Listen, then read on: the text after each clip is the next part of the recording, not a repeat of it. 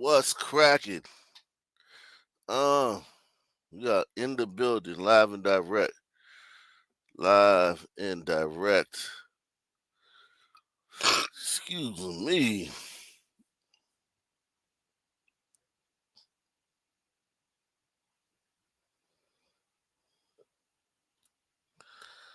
Salute to everybody out there, man. Salute to the whole Arc Nation, man.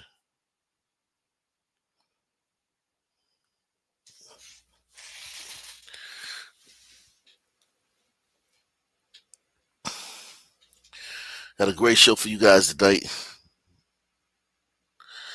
Uh, Great show.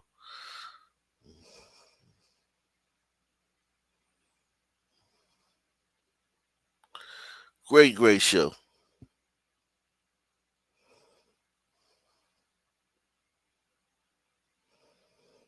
We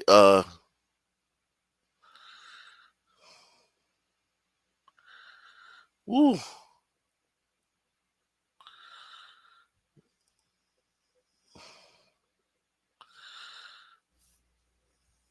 pursuit of wow, this guy's covering the DC thing up to the moment.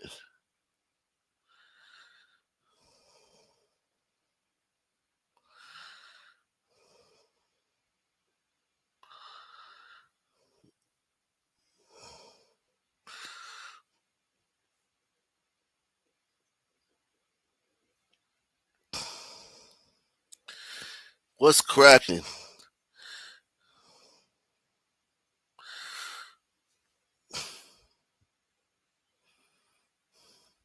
What's up? Yeah, man. We in the building tonight, man. In the Emma effing house. We in the Emma effing house, man.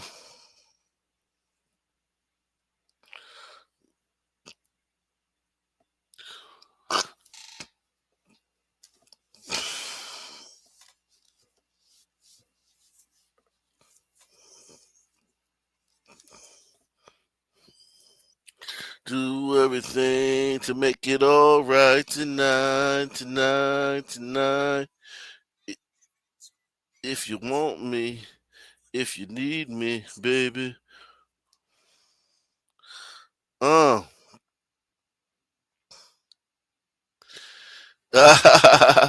Yeah, we knew the crime statistics was fake. They just settled with a sergeant.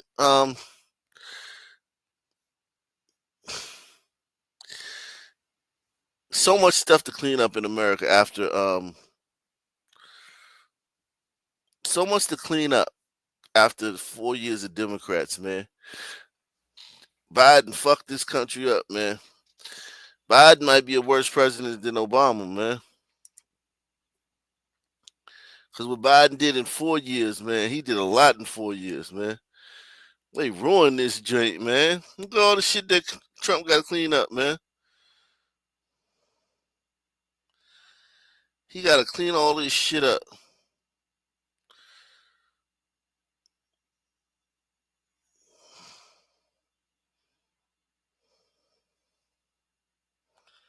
So much to clean up.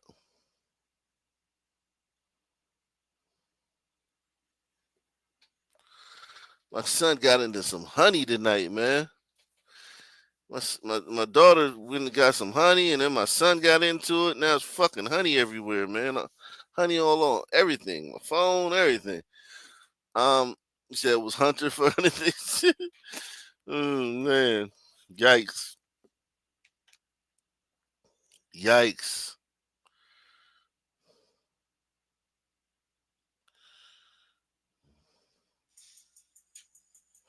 yikes, yikes,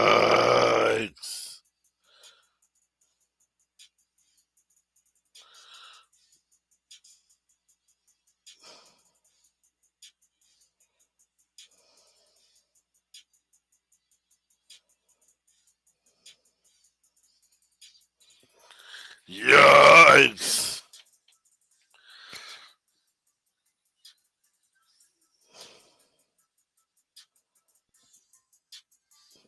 This Columbia Heights, man. They said Columbia Heights just told ICE to get out of our neighborhood. People on foot and cars on balconies all telling them to leave our people the fuck alone. Y'all people. This is just a protest. This is a staged event, man.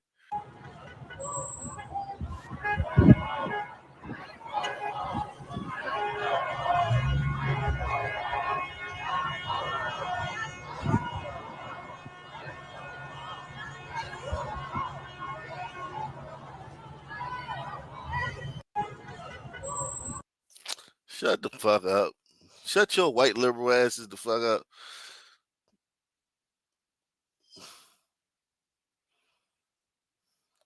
Shut your white liberal asses the fuck up.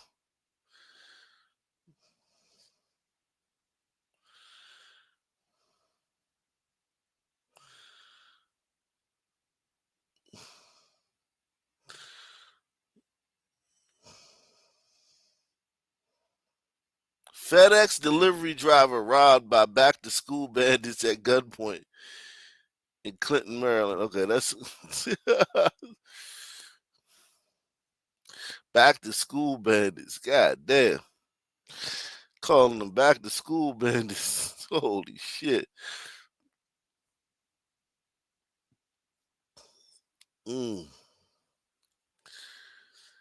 And make it all right tonight.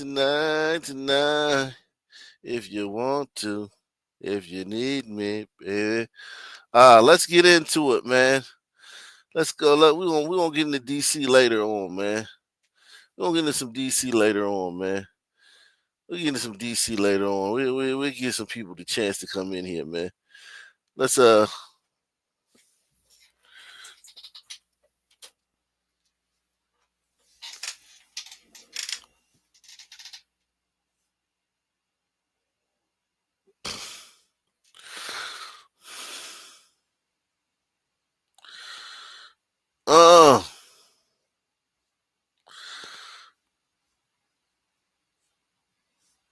salute to everybody in the building, man. Hit that like button. We need 10 people to share this video, man. 10 people to share this video.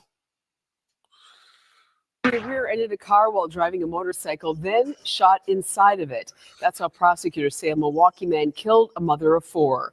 Our Durante Matthews is live downtown where the suspect just went through court. Durante? Yeah, Mary. Today, 29-year-old Larry Jefferson pleaded not guilty. Police say he rear-ended a car and then shot inside of a vehicle carrying 4 people, including 2 children. One woman was killed, and now her family tells me they don't understand why. It happened so fast. It just hurt. But the pain feels everlasting. It's just, I'm numb right now.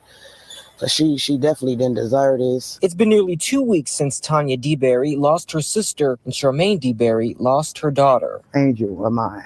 Angel. The two say on August 6th, 29-year-old Charmaine William and her boyfriend were driving to pick up Lime scooters for the family. In the back seat were Charmaine's 2-year-old niece and her 9-year-old son. Prosecutors say around 8:30 at night near Sherman and Derby, a man driving a motorcycle rear-ended their car. That's when he jumped in front of him, and then he went to turn around and started shooting in the window. Charmaine was shot in the passenger seat. He just did it for no reason. Like, no reason at all. First responders later tried resuscitating her, but it was too late. I knew she was gone already in my heart. I knew she was gone. With help from Charmaine's 9-year-old son, flock cameras, Facebook, and GPS monitoring. Look at how proud niggas look. Niggas don't never look ashamed. Press 1. Niggas never look ashamed when they crash out and do some stupid shit. This nigga gonna go to jail for killing somebody he didn't even know. All the enemies he probably got, all the street shit he probably been into. This nigga about to go to jail for killing some chick he probably never even laid eyes on. He just shot through the damn window. He just as proud as he want to be about it. Niggas act like they got 9 lives, man. This your one life, Buster. This your one life, Buster. You threw it away over some stupid shit and just looking as proud as he want to be. Responders later tried resuscitating her, but it was too late. I knew she was gone already in my heart. I knew she was gone. With help from Charmaine's 9-year-old son, flock cameras, Facebook, and GPS monitoring, police ID'd the biker as 29-year-old Larry Jefferson. Court records show Jefferson had previously been convicted on gun charges in Milwaukee and Washington counties. It's a relief because they did get him, but it's still a pain there that won't bring my sister back. During a court appearance Tuesday, detectives ID'd Jefferson as the driver again. He's at the defense table smiling at me with an orange jump shirt. Charmaine's family Oh, shit. Jefferson as the driver again. He's at the defense table smiling at me with an orange jump shirt. Charmaine's family says she leaves behind 4 small children and heavy hearts of loved ones who still don't understand why this happened. She'll always be in my heart. Now today in court, Jefferson's attorney asked for a dismissal, but that was denied. He's due back in court next month. Meanwhile, Charmaine's family has a GoFundMe set up for any help to try to lay her to rest. Tragedy strikes a Milwaukee family twice in less than a year. We did that yesterday. Whew. Woo. Woo.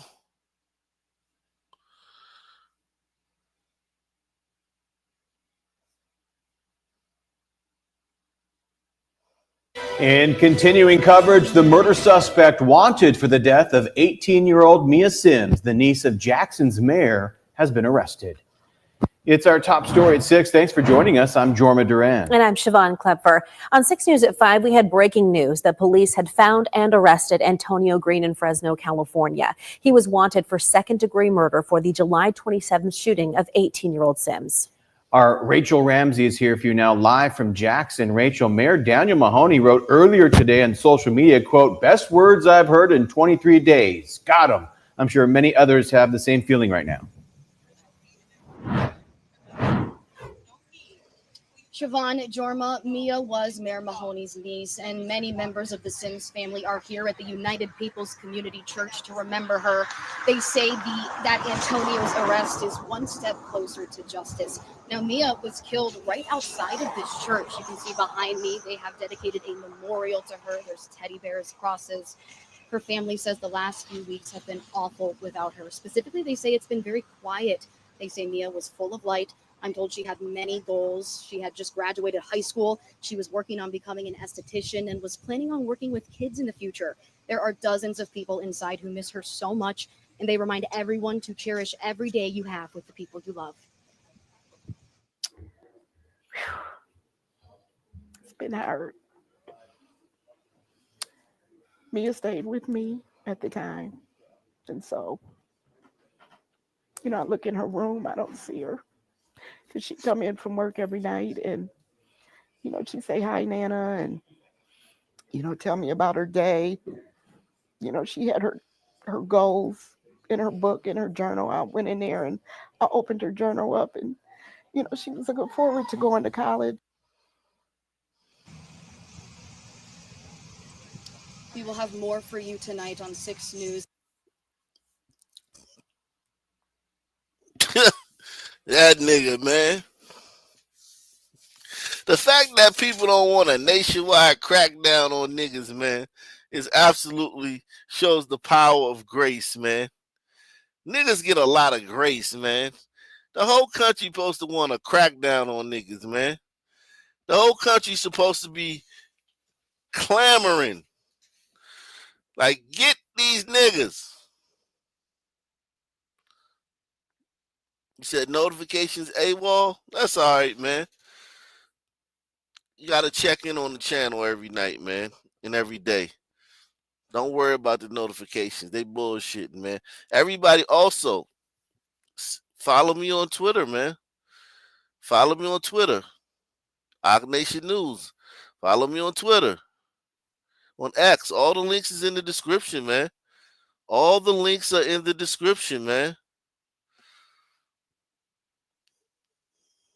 Follow me on Twitter. so you can get the notifications when I'm live.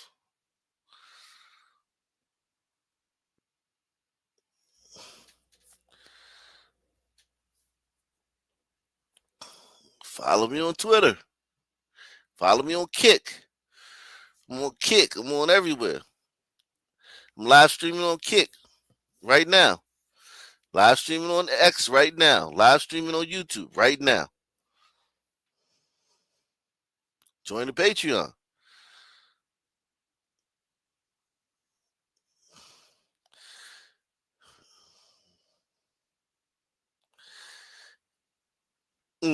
This fucking ape, man.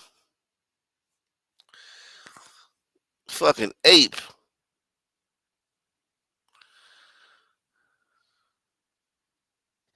Let's go to Faraz Javid now, speaking to some families and with more information on that triple shooting. He was out at the scene today. 3 people were shot Monday evening right here at Latham Park on Detroit's east side as they were attending a repast. 2 of the victims, 2 women in their mid-20s, were rushed to the hospital, but police say they are currently in stable condition. Sadly, the 3rd victim, 26-year-old Daniel Avery, was fatally shot. I spoke to his mom, Talisha Bradford, about how she would like her son to be remembered. And even with heavy rain coming down on us, she couldn't stop talking about her youngest son and a father of 5. 3 people were shot Monday evening at Latham Place. And her youngest son is a father of 5, man. The sad part is when these dudes got a lot of kids, you know they in the streets. Because sisters, they be into the street dudes, man. It is what it is. So it's like, when you hear a brother got a lot of kids, he be like 19 with 8 kids, he was in the streets. Heavy. Not saying all the time, but not saying all dudes in the streets got a bunch of kids, but all dudes with a bunch of kids is in the streets.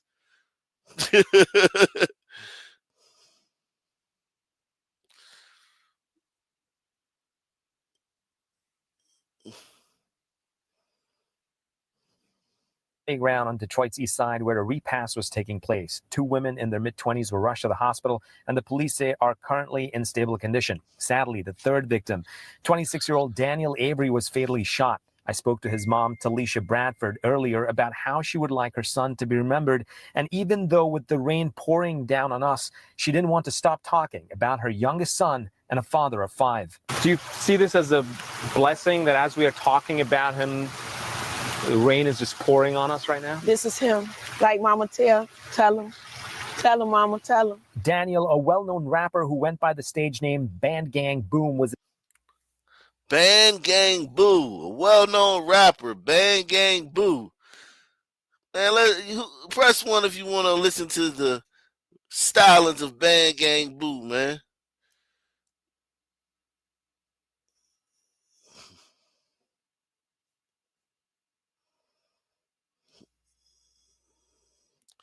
Band Gang Boom, man.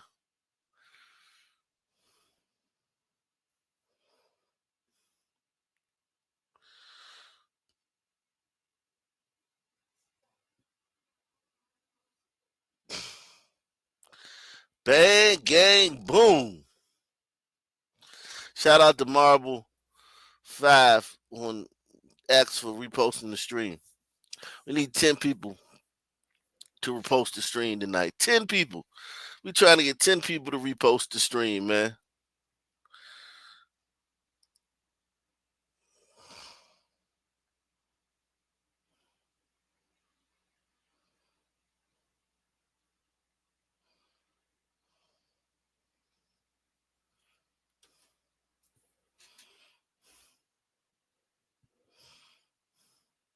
We'll listen to some after this. Attending his friend's repast Monday evening when, according to police, a vehicle believed to be a Burgundy Chrysler 300 pulled up and fired multiple shots around 8 p.m. People who did not know Daniel, what would you like them to know about him? He was a drill rapper. And he was into a lot of shit. He was in the mix of nigga shit. He was 10 toes down in the middle of a bunch of nigga shit. He was the niggerest nigga that ever niggered. But go ahead, tell us, Mom. Tell us what it was. Tell us what it was. Yeah, people who did not know Daniel, what would you like them to know about him? That my son was more than what you read in the news or what you think you know. He was kind. He was sweet. He was caring. He was lovable. Funny as hell. Everything you could want in a son. Residents tell me they saw 20 to 30 people attending the repass when the shooting took place. During the press conference, police said they found shell casings in 3 locations near the area, and they wouldn't be surprised if over 100 shell casings were recovered. It's sad. We're senior citizens, and we are afraid to sit on our own porch. We shouldn't have to. Shut up. If somebody try to clean it up, you gonna be whining that you over police. Shut up. Live like that anymore. I do have pictures of cars that were riddled with bullets. Brenda, who lives in the area, shared these pictures, but fearing for her safety, she didn't want to show her face. Just seeing something like this unfold, it must have been extremely scary. It was very scary. What are you going to miss the most about him? His smile. He's going to always be with me. Now, the police say Monday night's repass was an unsanctioned event. In the meantime, if you have any information about the shooting, you're urged to contact the police. From Detroit's East Side, I'm Faraz Javed. Faraz Javed, man.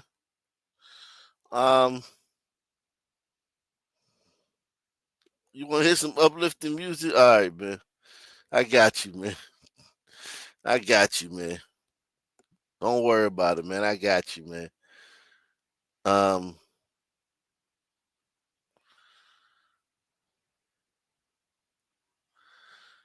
got you, man.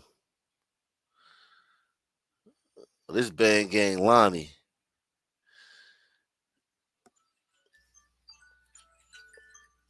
Oh, Band Gang Boom is the Godfather. Okay.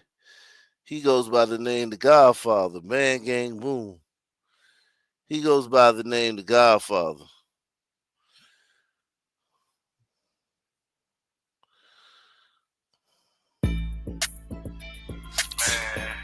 You know what the fuck going on, nigga. You know we charged the fuck up. Got a dub on me trying to fuck it up. In the club, got these freaky hoes grabbing on my nuts. Another 30 boy dead, that's like 30 niggas touch. I got 30 in the field for whoever running up.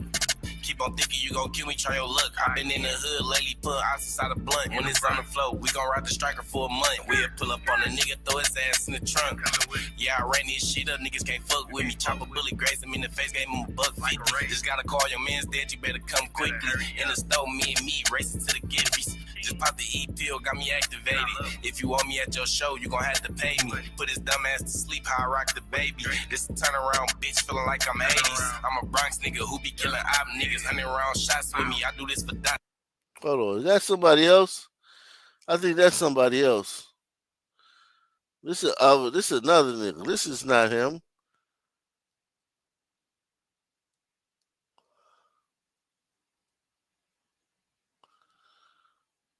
Is this him? Oh yeah, that is him. No, that's him. Niggas forever pay, we suppose when the crop's in. I had to take this bitch head cause her top different. Ride around with Glock switches. You know his ass dead when he not twitching. Run down pop pistols. It's a foul on the plate, Dev blew the whistle. 50 rounds to his face, we pressing the issue. She asked me, do I love her, baby, just a little. I'ma use her for her name just to get her in them. Ain't no playing both sides, we gon' still kill them. Just for the pint yesterday and I still feel it. I don't feel niggas, I just want a meal ticket. Spinning with my real niggas, sweating, feel a pill kicking. The way I spin the track hawk, I'm trying to drop the engine. If he snitch, we gon' spin till we drop the witness. Bust the watch down, water like Pacific. I be drinking walking foes when I'm about to sip it. I be stuffing pills and hoes when I'm about to ship it. Gotta fold all of the clothes so we sip them up. I'ma keep on holding all the ops cause I don't give a fuck. That nigga in the ground going dicky mud. Got these niggas mad at me, they wanna kill each other. 4-5 bullet, big as hell, thicker than peanut butter. You don't think I'm stepping, nigga, just wait till we see each other. I got this gangster shit, nigga, from my mother. But my nigga. What? What? I got this gangster shit, nigga, from my mother. We see each other. I got this gangster shit, nigga, from my mother. we see each other. I got this gangster shit, nigga, from my mother. Love my nigga Eastway, brother from another. Heard they lining niggas up, they slime with cutters. Fake rapper, nigga, I'm the one that come and touch you. Call boom with the drop, they know I'm a clutch shooter, right?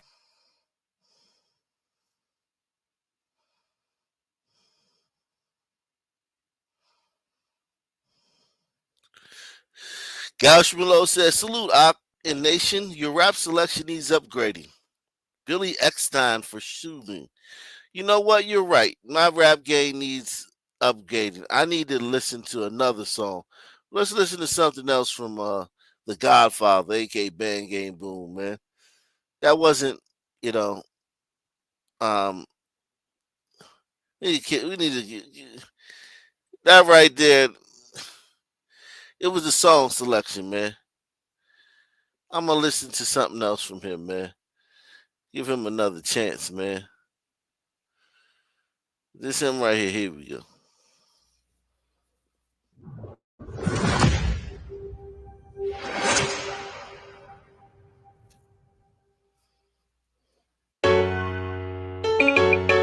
Turn up the headphones. Get it done. Anytime, any place. They want me back on that bullshit. Load up the dress. He gon' go to the strap there.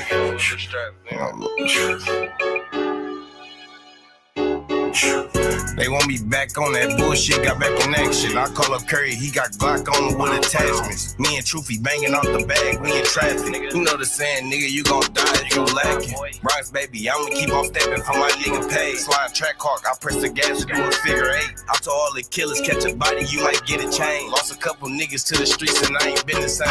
Count 100 up, you never had this shit. I show love to all the ratchet hoes, dog out the baddest bitch. It's a 4-5, I gotta stop and go and add a switch. Bitch, I'm outside, I'm never high, and I'm out here on my shit.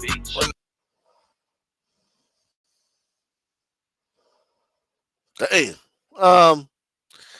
apparently, man, he got set up, man. They say he got set up, man.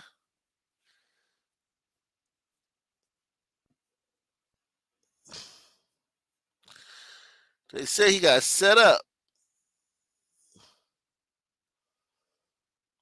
They say he dropped his location. The D, man. Yeah, shout out my nigga from D's Media. You feel me? Boom, y'all know what's going on. My condolences and prayers go out to his friends, family, everything, shorty. But you know what's going on here. You know what's going on in the city. Like we here right now, and you know what's going on. So like, anybody can't go in there and say, man, that's sad. What happened to Boom? Y'all know what's going on around here. And let me fill y'all in for the people, for especially the people. You don't never talk about Detroit. You don't never talk about Detroit. I'm about to give y'all a whole rundown. Look, Band Gang and Cash Gang is now they older, but it all started off that Band Gang and Cash Gang was the shorties, TNO and TTO. TTO had connections to Band Gang, and TNO had connections to Cash Gang. Even Big Key Brother is a TNO member. See, this younger generation, y'all not gonna know who these dudes is, because these dudes is like my brother in them era. You know what I'm saying? Like, I'm in like the Cash Gang and the Band Gang era. Like when I came up, it was Cash Out Doughboys, it was Band Gang, it was Cash Gang, like all of that. I grew up in that era. I wasn't in the real, I wasn't outside in the TTO, the TNO eras, like the Blade Icewood era and all that. I wasn't really outside like that. My era was Doughboys, Cash Out, Team Eastside, Band Gang, Shred Gang. Like that was my era that I was outside with. Dude, these dudes been going at it for a minute now. Dudes been getting dropped ever since this junk started. Let me tell you like this. Why you think you see them Band Gang dudes spend majority of their time in Cali? Why you think a lot of Cash Gang members hitting that road, punching them cars? These dudes don't really be in the city like that. And this is why. It's a real smoke between these two dudes' camps. You know what I'm saying? Not to mention, the situation that happened with Jizza, which to me is bogus, because dude wasn't even on that type of timing. You know what I'm saying? Y'all dudes running around popping dudes that weren't even active like that in the streets. You know, I cool his affiliation, but bro, y'all ran around, y'all popped dude for no reason. Dude wasn't even in the mess. That's why I tell y'all shorties, watch who you affiliate yourself with. Jizzle got up out of here and he was on some getting money jump. Anybody know Jizzle? He hitting that road, he running it up, he getting it. That man, Boom, got that work put in on him for something that's been going on for years and years and years. Who y'all think was the first people that laughed and trolled and ran straight to the internet? See, I really had this story earlier, but see, I was waiting on Cash Game to respond and everything, and I already knew that they was gonna do it because I know what's really going on. Cash Game trolling dude already, man. Like, it's real issue going on. Listen, let me tell you, when you walk into the city of Detroit, it ain't no different than when you in Cali, St. Louis, Chicago, Atlanta, Houston, wherever it is, it goes down here. Ain't nothing sweet here in the Motor City. Ain't nothing sweet. I give it to them dudes on the east side, and I stand up for the dudes that's on the west side. The dudes that's in Southwest, shout out to them. I stand up with them dudes, stand up with the east. Bro, it's all like that through the D, man. Real talk. You know what I'm saying? And if you know the Cash Gang and the Band Gang beef and how many people then got hit up, how many people then dropped, rest in peace Jizzle, rest in peace Paid Wheel, you know what I'm saying? Rest in peace Dada. You know what I'm saying? It's a whole lot of stuff that's going on with these dudes, man. That's why a lot of these dudes ain't really in the city of Detroit like that. That's why Boom should have been known better. Man, they was waiting outside that funeral home. You know what I'm saying? They've been following dude. You want to know where he messed up at? The obituaries all on Facebook. Detroit people got the obituaries of where the funeral was going to be. You went live and showed your funeral. The funeral you was at. You don't think everybody in the city know where that funeral home at? You know how many people then got hit up and went to that same funeral home, bro? Like, bro, I'm like 20 minutes right now from that funeral home. That was dumb, bro. You should have never posted that on your story, bro. You gave them dudes your load.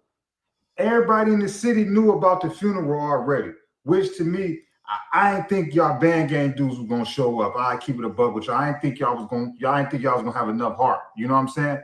But bro, when you posted that on your story, bro, I didn't think it was gonna go down there, bro. But I thought definitely it was gonna go up, you know, that same night. You know what I'm saying? But dudes in the D, man, they ain't no different from the rack, bro. They not waiting. You know what I'm saying? These dudes is hopping out with these switches and letting them go. You know, I'm not saying the dudes was right, and I'm not saying dudes was wrong for what they did. Only thing that I'm telling y'all is that I'm giving y'all an insight on what's really going on. And everybody know why Boom got hit up. You know what I'm saying? Y'all can be sad and all of that. I know what's going on. Shorty, you should have never been at that funeral. Why would you post that and everybody know where that funeral home at and the obituary already been going viral about where the funeral was at? That was dumb, bro. That was dumb, man. Rest in peace to Boom, man. But hey, man, you gotta be careful out here when you moving, bro. Y'all dudes better be careful. I love y'all. Appreciate y'all so much. Peace Positivity Network. Peace and positivity, man. Damn, man. So that's the story. Boom was that make the whole fucking shit his mother say. That put what his mother said in a whole different light, doesn't it? Let's watch that again, man. Let's go to Faraz Javid now, speaking to some families and with more information on that triple shooting. He was out at the scene today. 3 people were shot Monday evening right here at Latham Park on Detroit's east side as they were attending a repast. 2 of the victims, 2 women in their mid-20s, were rushed to the hospital, but police say they are currently in stable condition. Sadly, the 3rd victim, 26-year-old Daniel Avery, was fatally shot. I spoke to his mom, Talisha Bradford, about how she would like her son to be remembered. And even with heavy rain coming down on us, she couldn't stop talking about her youngest son and a father of 5. 3 people were shot Monday evening at Latham Playground on Detroit's east side where a repast was taking place. 2 women in their mid-20s were rushed to the hospital, and the police say are currently in stable condition. Sadly, the 3rd victim, 26-year-old Daniel Avery, was fatally shot. I spoke to his mom, Talisha Bradford, earlier about how she would like her son to be remembered. And even though with the rain pouring down on us, she didn't want to stop talking about her youngest son and a father of 5. Do you see this as a blessing that as we are talking about him, the rain is just pouring on us right now? This is him. Like Mama tell him. Tell him, Mama, tell him. Daniel, a well-known rapper who went by the stage name Band Gang Boom, was attending his friend's repast Monday evening when, according to police, a vehicle believed to be a burgundy Chrysler 300 pulled up and fired multiple shots around 8 p.m. People who did not know Daniel, what would you like them to know about him? That my son was more than what you read in the news or what you think you know.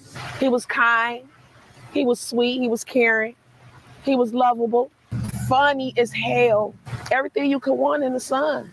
Residents tell me they saw 20 to 30 people attending the repast when the shooting took place. During the press conference, police said they found shell casings in 3 locations near the area, and they wouldn't be surprised if over 100 shell casings were recovered. It's sad. We're senior citizens, and we are afraid to sit on our own porch. We shouldn't have to live like that anymore.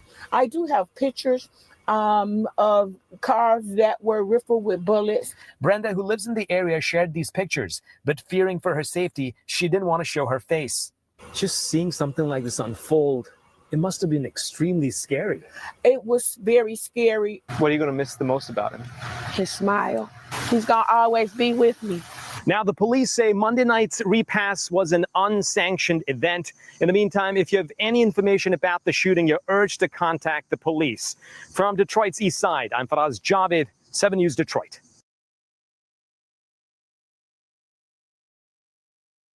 But we begin tonight with a mother outraged after she says she was denied entry to Henry Ford St. John's Hospital after her 17-year-old son was shot. Welcome to 7 News Detroit at 6. I'm Carolyn Clifford. And I'm Mike Duffy. Thank you for joining us. 17-year-old Keon Sadler was shot on Friday on the city's east side. His mom says that she was forced to wait outside the hospital until she got the news that her son had passed away. Now, this is not the first time something like this has happened. In April, we reported a similar situation happened to the mother of 22-year-old Calvin Miller. And now we're learning it also happened in June to the mother of 4-year-old Samir Grubbs. Tonight, 7 News Detroit reporter Randy Wimbley talked to Grubbs' mother, a community leader, and he's getting answers from the hospital.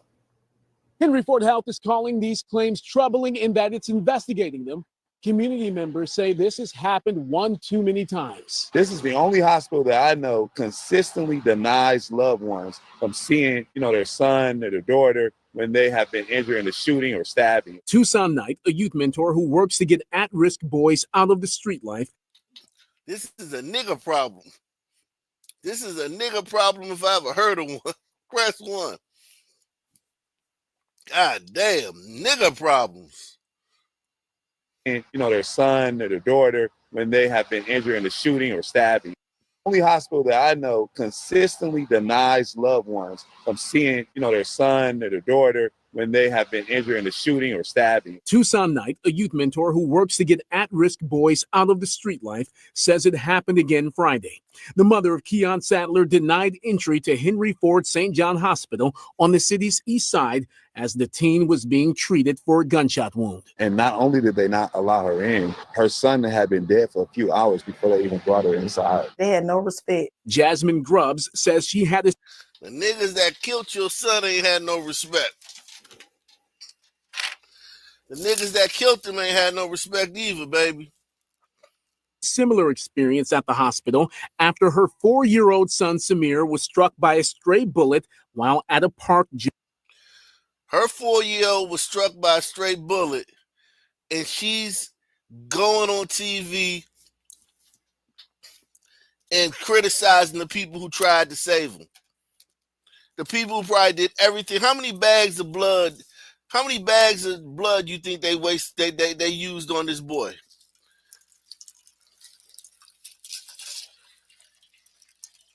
How many trauma surgeons you think got woke up out of their bed or was at dinner and shit and had to rush to the hospital to come try to save this 4-year-old boy?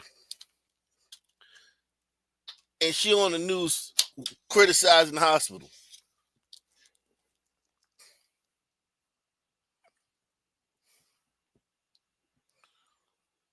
Let me refresh this page right quick. Hold on.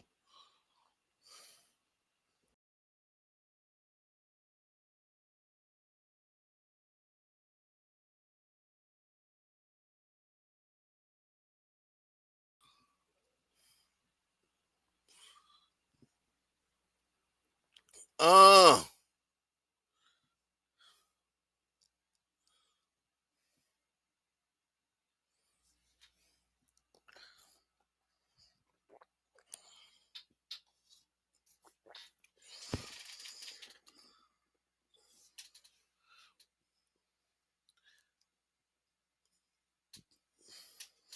2 hours before they even brought her inside. They had no respect. Jasmine Grubbs says she had a similar experience at the hospital after her 4-year-old son Samir was struck by a stray bullet while at a park June 27th. Staffers initially allowed her in the room where doctors tended to Samir. She asked if she could step out to inform loved ones of what was happening by phone. She was escorted outside the hospital to do so and was denied when she tried to go back in. The security guards, a few of the staff at the doors, like, no one can come in. I'm like, what you mean? I'm like, my son is the 4-year-old who was shot. I'm like, that bam ass hairdo. Look at that hairdo, man.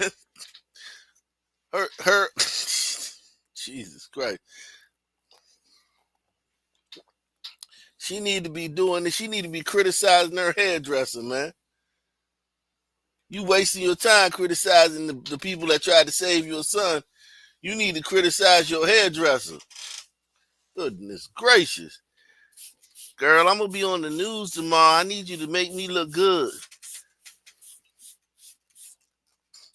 All right, girl, I got you. I got you. You came to the right place. Jeez. I got to go in. Like, is he okay? What's going on? And they was like, well, you can't go in right now. You got to go over there. And we had to go over to the parking deck. So from 6:27 till about maybe 11, they finally come out and say, we can go see him. But little Samir had already died. I never got that final goodbye. My first time seeing my son after leaving him in their care, walking in that hospital and walking back out was at the ME's office. The morgue. Yep. Knight spoke with hospital leadership after a similar incident we covered back in April.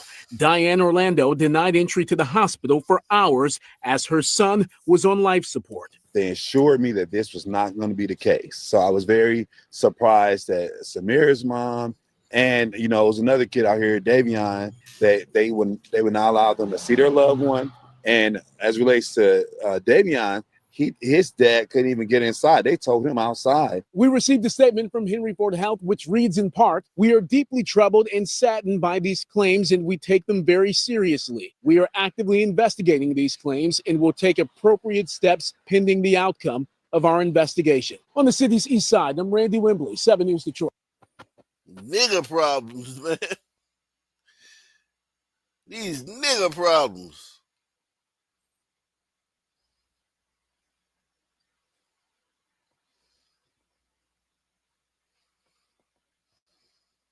Now to this. The details are disturbing. A teen is accused of strangling a transgender woman to death and stealing her money and her cell phone, then leaving her body in an alley behind a laundromat. It's a case. Now to this. The details are disturbing. A teen is accused of strangling a transgender woman to death and stealing her money and her cell phone, then leaving her body in an alley behind a laundromat. It's a case that has some neighbors and LGBTQ advocates speaking out. Local 4's Demond Fernandez joins us now with more. Demond. Well, that's fatal. Arc Nation News is made possible by contributions from viewers like you. Thank you.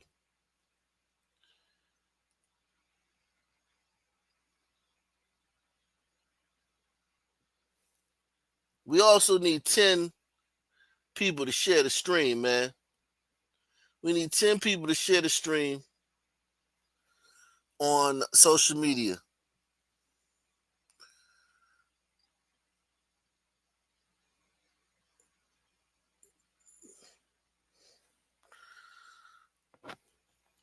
Irish Goon in the building. Salute, when you going to write a book for us, son, go away. These brothers and sisters are exhausted.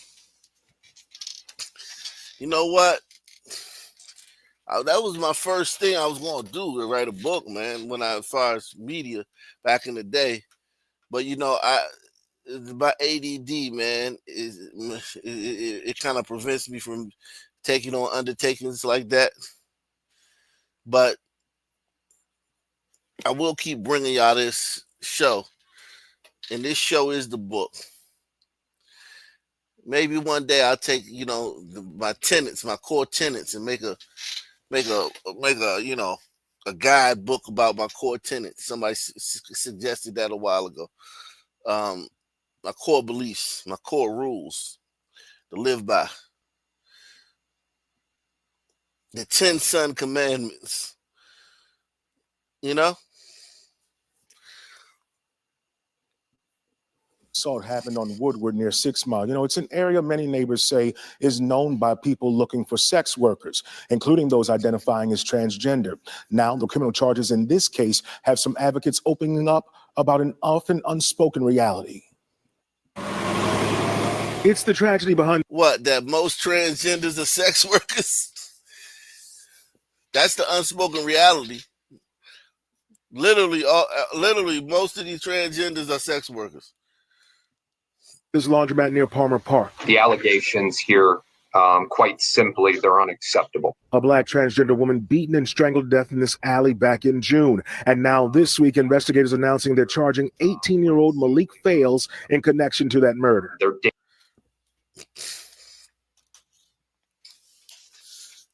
That little nigga, man.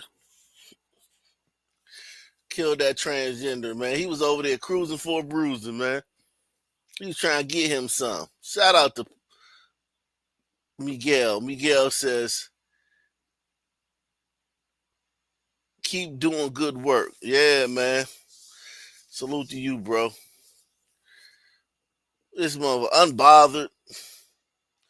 Don't care. Dangerous to the highest degree, and they're hideous. During his court appearance, prosecutors allege the teen paid the victim, 28-year-old Christine Hayes, to perform a sex act in the alleyway. Prosecutors say once completed, things took a violent turn. Allegedly finding out that the victim identified as a transgender.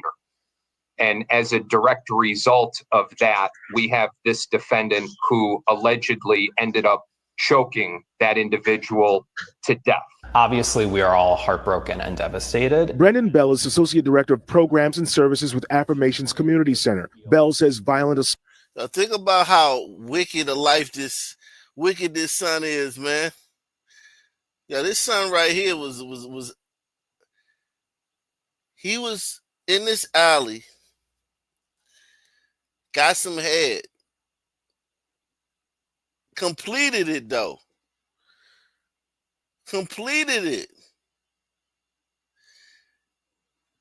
I don't know how you skeet in this alley, man. I'd be like, yo, man.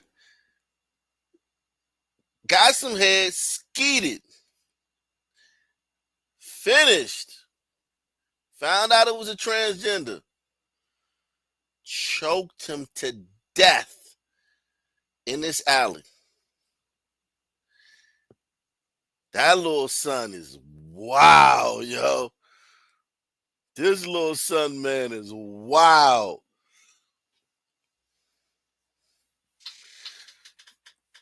$18 live a crazy life.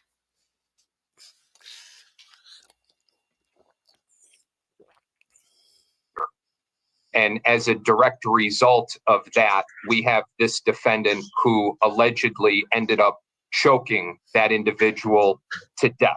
Obviously, we are all heartbroken and devastated. Brendan Bell is Associate Director of Programs and Services with Affirmations Community Center. Bell says violent assaults on members of the transgender community is a reality happening far too often. I don't know a single trans or non-binary person, both that I know in my life personally, or that I work with on a day-to-day basis, that isn't terrified right now. Bell says there are several factors at play among trans community members, including bullying and rejection, other realities leading to high-risk behavior, and there's often fear reporting incidents to police. And so when we look at incidents of violence, specifically towards the trans community, we see it disproportionately aimed at the black trans women.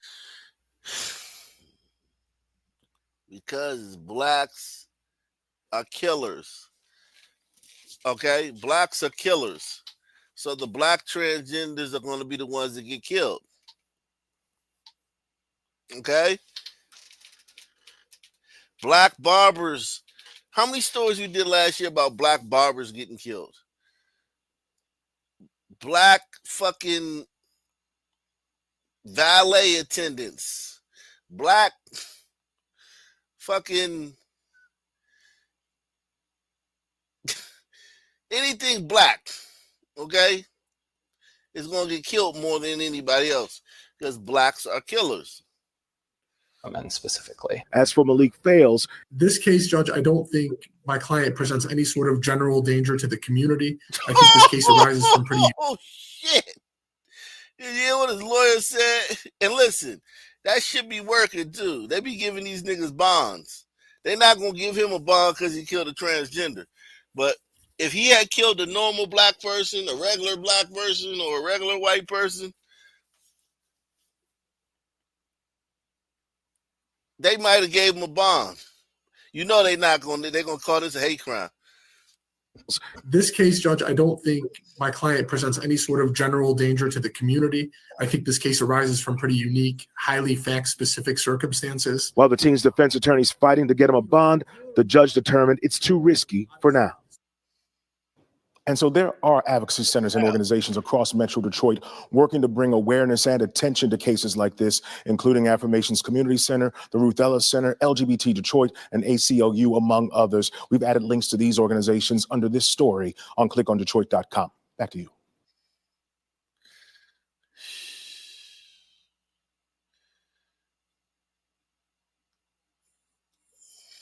This is Fox 13 News, the most watched news in the Mid-South. I got 2 guns put in my face within 5 minutes. At different locations. It's 2 different locations. A mother carjacked at gunpoint. Memphis police are searching for the people they say robbed and carjacked 2 women at a gas station in Orange Mound. Now, this happened Saturday night, 10:45 on Lamar Avenue. And tonight, only on Fox 13, the victim breaks down how these terrifying moments all started. Fox 13 Sierra Jordan has that story. The mother told me all she could think about was her daughter as a gun was pointed at her face. And now she says she is just grateful to be alive. I was scared, and I was just hoping that he didn't shoot me.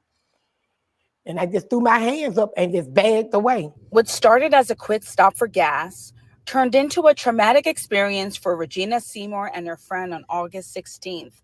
Seymour told Fox 13 they stopped at Save and Go gas station on Park Avenue just after 10. Then, she says, as they were backing out, they were hit by a black Cadillac. It kind of shocked me because when he came up, then I looked down, I seen that he had a whole gun. So I was looking like a deer caught in the headlights. My friend was looking at me, I'm looking at her. He was like, give me what you get. What you get? What you get? And I'm like, I ain't got nothing. Seymour says the suspect took her phone, demanded money, then walked back to his vehicle. That is when she says she escaped the gunman, hoping she was safe. But police records showed the black Cadillac followed her up a street to a quick stop gas station on Lamar Avenue. This time, 2 men with guns jumped out of the car, demanded her 2017 Outlander and everything inside. As I tried to protect myself, I grabbed the weapon that I had in my car, which was a knife. He pulled out a gun that had like a barrel clip on it and said, get back, B, before I kill you. The suspects drove off with her car, 2 designer purses, wallets, IDs, and hundreds of dollars. Seymour says after losing a loved one to gun violence last year, she wants tougher laws to keep violent offenders behind bars. I can get another purse or whatever, but I know I can't get no another life. When they go to jail for these crimes, these aggravated crimes, y'all gonna have to leave them in jail with no bond. You cannot give them no bond. They're gonna make it and they're gonna get out of jail and commit more crimes and harm more people. We reached out to Memphis police. They told us. Smash on the news anchor though, man. She bad, man. This right here though, Salute for saying this, baby. Behind bars. I can get another purse or whatever, but I know I can't get no another life. When they go to jail for these crimes, these aggravated crimes, y'all gonna have to leave them in jail with no bond. You cannot give them no bond. They're gonna make it and they're gonna get out of jail and commit more crimes and harm more people. We reached out to Memphis police. They told us no arrests have been made, but the investigation continues. If you know anything about the suspects or missing car, you are urged to reach out to Crime Stoppers at 901-528-CASH. In Memphis, Sierra Jordan, Fox 13 News. Hey. Shit.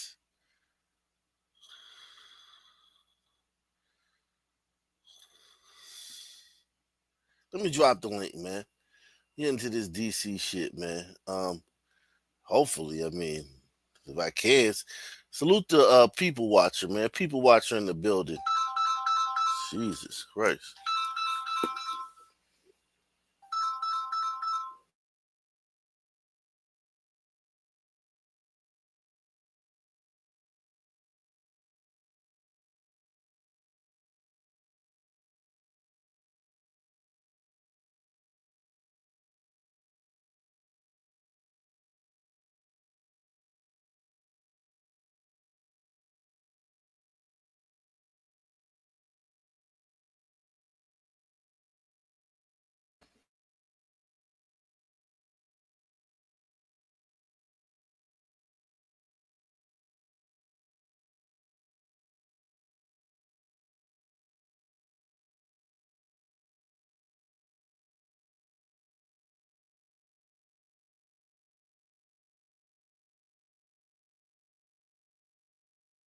Jeez. Woo. Salute to Barry James, man. Buggering. Gifted one Ock Nation membership, man. Link drop, man. This is crazy. Woo.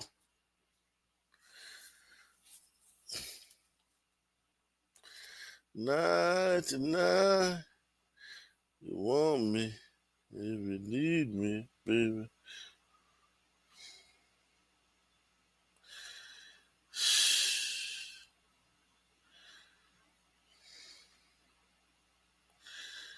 Man. So much going on in Blackistan, man.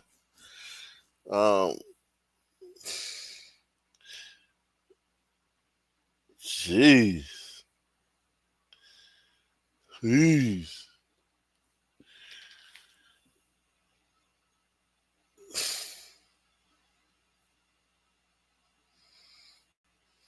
Who is supposed to be in jail is now at large. According to Metro Corrections, it happened because of a miscommunication. Kawan Jackson was accused of assault and strangulation in June. Officials say the LMDC Records Division believed that a bond decision allowed his release to home incarceration. Jackson was indicted earlier this month and was to appear in court last week. However, police say in between his indictment and court appearance, he removed his GPS monitoring device and ran away. An arrest warrant has been issued, and a judge set Jackson's bond at $1 million when he's back in custody. Anyone with information on his whereabouts is urged to call police. Why is he going to get a bond, period, when you get him back in custody? When you get him back in custody, it's no bond.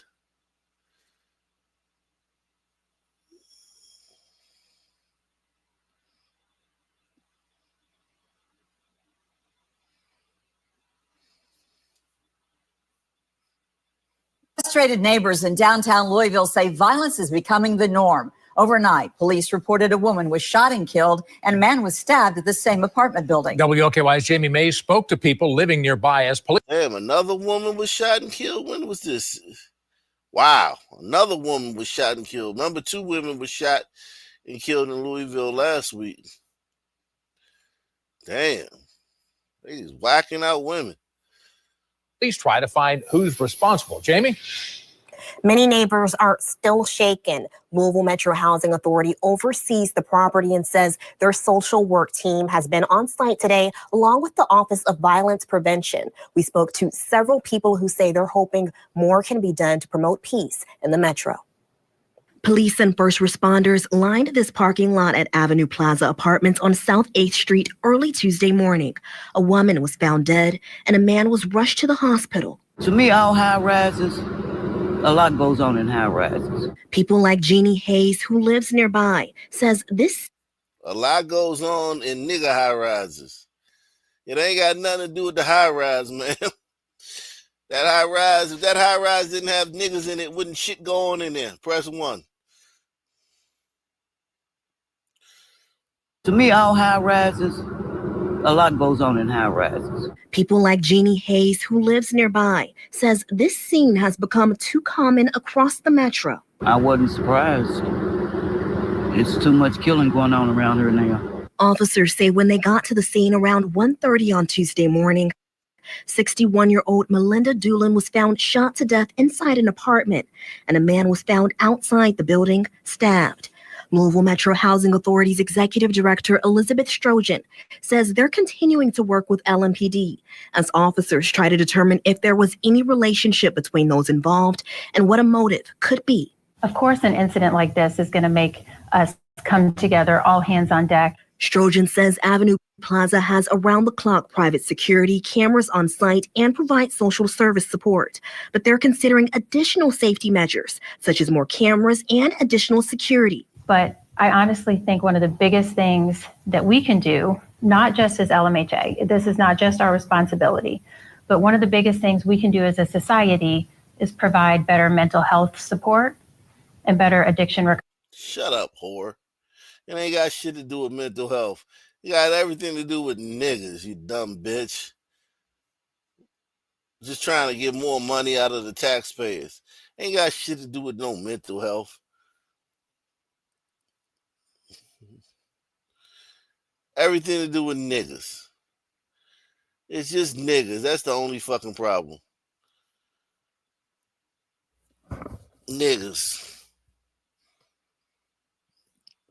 I started shooting meth. I'm a little heavier. Down, y'all. Have to get this. Yeah, it was very easy to get. I mean, you were doing a rest. Nothing but niggas, man. Just niggas. If it wasn't for niggas,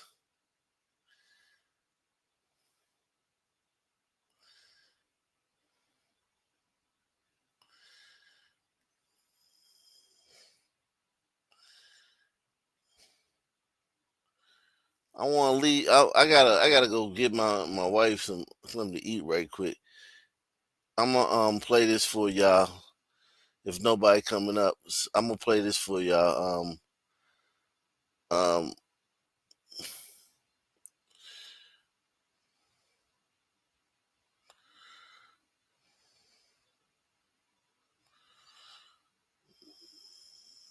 You ever wonder what black folks in the 1940s thought about women's hair and women's skin complexion? Today's your day, because we're going to get a glimpse into the Negro's mind, and we're going to see some of those thoughts and prejudices that shape their community. And so we'll see what it looks like when slavery ideas still run deep, decades later after the physical chains were gone. Okay? We're continuing our study from the 1945 book Black Metropolis by Dr. St. Clair Drake and Horace Caton. Prudence. When Negroes show preferences or draw invidious distinctions on the basis of skin color, Bronzeville calls them partial to color. Remember, Bronzeville is a black neighborhood in South Chicago. So Negroes who showed preferences to one skin color or elevated one skin color above the other, the neighborhood called them partial to color. And partial to color always means partial to less color, to light color. They learned to view lighter skin as more desirables from the whites. So whenever favoritism around skin color appeared in this black community, it was always shown towards the lighter skin color, according to the authors. So what we're hearing about is the fruit of centuries of having whites plant their values as seeds in the garden of the Negro's mind. The outstanding example of partiality to color is seen in men's choices of female associates. It is commonly charged that successful Negro men of all colors tend to select very light brown and fair women. One cynical young man summed up the situation by declaring that no man, irrespective of how dark or light he is, wants a dark woman. We're going to leave the word dark in here on some occasions so you can see the impact that this word has and how it creates a frame for viewing people who are described as such. So in this sentence, the man says that no matter how dark or light the man is, he does not want a dark-skinned woman. But why not? Part of this has to do with all the negative ideas surrounding that word dark.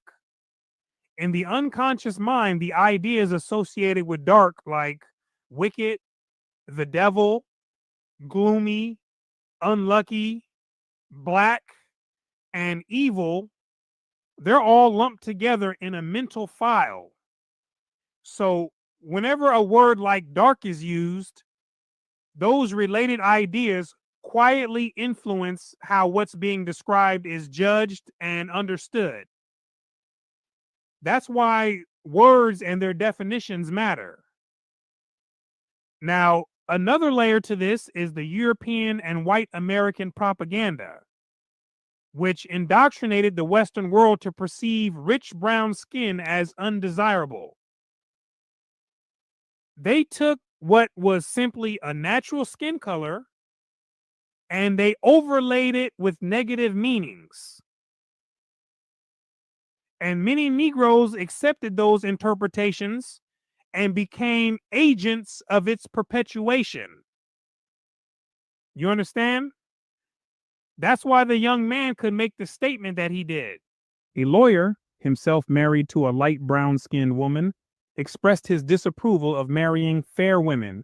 I heard a University of Chicago girl say that an educated melanin-rich girl has a hard time trying to find herself a husband. Here we replace dark with melanin-rich, which is perfectly understood. And it isn't grouped with any wild related ideas in the unconscious mind. Melanin is a scientifically neutral word, which, like the words rich and you can use deep, these are also suitable replacements for the word dark when describing color. These words reframe how we view skin colors, so we can see them in a different lens. Okay? And all of these subtle shifts in thinking are more important than many people realize, because they directly undo the linguistic traps that taught us to devalue certain skin complexions. All right? Now let's continue hearing about melanin-rich girls who had hard times finding a husband. Why did she say that? Because just like Doctor, our educated men will go and marry some pretty little light, senseless, and dumb chick. Well, I like brown-skinned girls. I started off in high school with one, and I married one. But when most of our educated men get well off, instead of finding themselves a woman that matches them, they pick one of those little white chicks. When he says white chicks, he's referring to a very light Negro woman, the ones who can pass or almost pass for what is considered white. Now, he's claiming that they place so much value on white-looking women that they'll marry them even if they are dumb and senseless. Wild stuff, I know. And so the point here is that the success of certain Negro men drove them to chase proximity to white and white standards over matching themselves with women who are more like them as far as ambition, goals, values, and mindset. They're just going straight for the physical color and status that is attached to that. While the charge is made that successful Negro men put a premium on women that look like white, it would be more accurate to say that they seem to put a premium on marrying a woman who is not black or very dark brown. Stop right here. Back during this time, the Negro community tried to push that label of black on only those with the richest brown complexion. The tone they called very dark brown was socially tagged as black. And even in this community, that label carried a low status. If we remember, in the last commentary, there was this light-skinned Negro woman who said that she was embarrassed when going out with black persons. So whoever bore the label black was viewed as the lowest of status, and she didn't want to be seen associating with them. That's essentially what the authors are saying right here when they say the Negro men placed a premium on marrying a woman who was not black. Such mate images are revealed when men are having bull sessions about women. Thus, one young man tells his fellows, I never go out with dark women because they just don't interest me. I prefer a light person for a sweetheart or a wife. You see the polarity being drawn here between the dark and light? Watch what else he says. They're more affectionate, lovable, and understanding. They're usually more attractive. They're prettier. They have good hair. They're more intelligent. I don't look for coal mines. I look for gold mines. You see that? Prettier, good hair, and intelligent for those who are light. Sound just like the white man, doesn't it?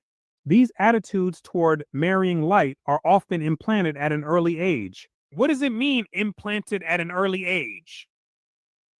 That means people who have the idea of marrying light in their mind use words, images, subtle comments, and gestures to transmit those same ideas into the impressionable minds of children. We know very young people are rapid learners, and a lot of the information they soak up, they do it without questioning it. And some parents went out of their way to make sure that their kids soaked up the ideas of marrying light, like this woman here. One mother told an interviewer, frankly, I'm not prejudiced, but I don't want my children to marry dark people because I feel they're hard to understand and I want my children to be happy.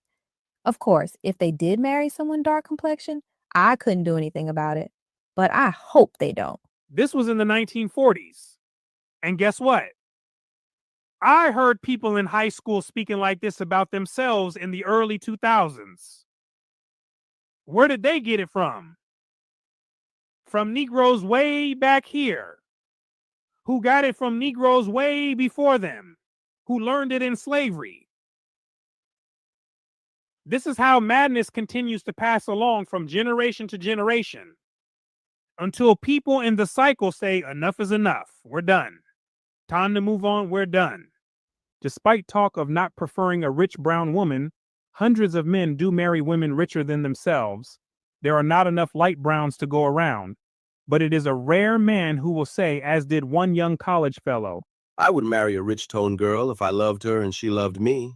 The same about a white girl if she loved me and I loved her. I'm not prejudiced against race or color. It's the individual I'm interested in.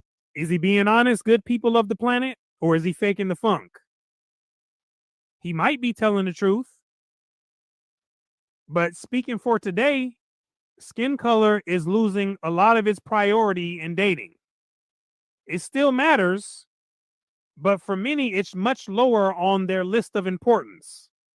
Much lower than what it was back then, at least, when he made this statement. Now, the authors have a note underneath this that says that this view wasn't fashionable unless someone was doing an interview. So I don't know if he was being honest or he was just saying what sounded good. If male partiality to color constitutes a social handicap for the very melanated woman, it may also be an economic handicap in seeking certain types of employment.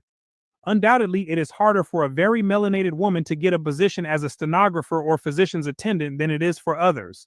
There is also some evidence to indicate that Negro restaurants and stores draw the color line in hiring girls. Uh-oh, here it comes. The owner of one of the best-known restaurants in Bronzeville, frankly stated that he was partial to color. I have a policy of hiring only real light girls with good hair. They talked this madness when I was in high school, too. It went like this. The scale of goodness went from the lowest level, which was the tightly curled hair, which was called nappy. And then it progressed until it reached very straight hair. You see? So the further away from nappy, the better the hair was considered. These are Negroes making up this stuff. And it was this type of thinking that further created the inferiority complex among women, which influenced them to straighten their hair. This is what opened up the door of opportunity for that woman, Madam C.J. Walker, to come along and make millions of dollars selling a product that reinforced self-hate. I mean, when you really think about this stuff, it's wild, mind-boggling. But it's a result of people like this using words to shape how people's reality is perceived. Let's continue. I do this because they make a good appearance. The people of the sporting world who trade here will favor a light girl. A dark girl has no drawing power. The men who play at orchestras come here, and if I was to hire a dark girl, she would be forced to stand around and do nothing while the other girls would be busy. I know this. I've even tried hiring brown-skinned girls, and they didn't make enough money to pay their car fare. Every girl who works as a waitress has got to depend to a certain degree on tips. The dark girls don't get them. This stuff is wild, isn't it? But all I can say is that the supply matched the Negro demand. Another man, himself brown-skinned, said categorically, "Even the very blackest man would come into my restaurant oftener if light girls were employed." Probably any entrepreneur who is trying to be particularly classy feels that a bevy of light girls is desirable. Since very light women are a decided minority in Bronzeville, they are not always available for proprietors or professional men who would like to use. Son's been a mess for a long time. Press 1. Son's been a hot mess. What's going on, TR? Yo, what up, Bach? What's Yeah, cracking? man. What's your thoughts, man? Hey. Oh man, well, this guy, I forget what his name is, but I've listened to a few of his videos for like over a year now. Man, he's got quite the knowledge. He's got quite the history behind him. Yeah, but hey, I honestly, I kind of wonder. I don't know. I know maybe it's just me, but I'm a fair-skinned kind of person. But I've always been into dark-skinned women. I just have I've noticed that with myself since high school. But I think it's because even though I've dealt with quite a few dark-skinned psychos, the dark-skinned chicks, they tend to ride for you. It's all of them, man. Light-skinned broads are crazy. I think light-skinned broads are crazier than the dark-skinned ones. They are crazy, and they're they're hard to deal with. They're difficult to deal with. The dark-skinned ones play a lot of mind games, but the light-skinned ones are crazy. That shit crazy. Yeah. Dark-skinned ones want to be put in their place. They'll continue to talk and talk until you tell them to sit there and shut the fuck up, and they'll be like, "Ooh, where'd that come from?"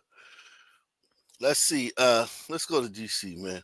Son's been a mess, boy, for a long time. Ain't no fucking white man do nothing. White man ain't do nothing. You niggas have been a fucking mess for a long time. 800 guardsmen were assigned to patrol.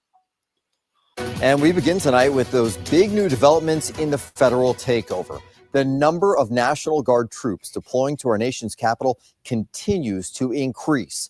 At the time, Roughly 800 guardsmen were assigned to patrol D.C. streets last week. Tonight, that number now in the thousands, with troops coming from West Virginia, South Carolina, Ohio, Mississippi, Louisiana, and Tennessee.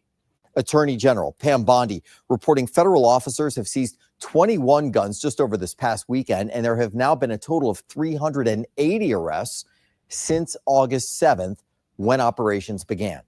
And new tonight in Southeast DC, 3 people injured in 2 separate shootings happening just blocks apart. One of the victims, a teenager. 7 News spoke to community members who agree something needs to change. Our Christian Flores is live now outside of Union Station, where we've seen National Guard troops on patrol. Christian?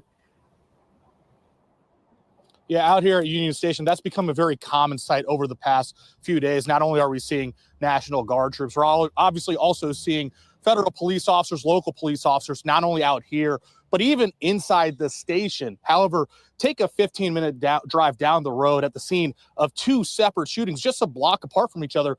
We didn't see either, though a White House official says that these federal patrols are taking place in every ward in the city.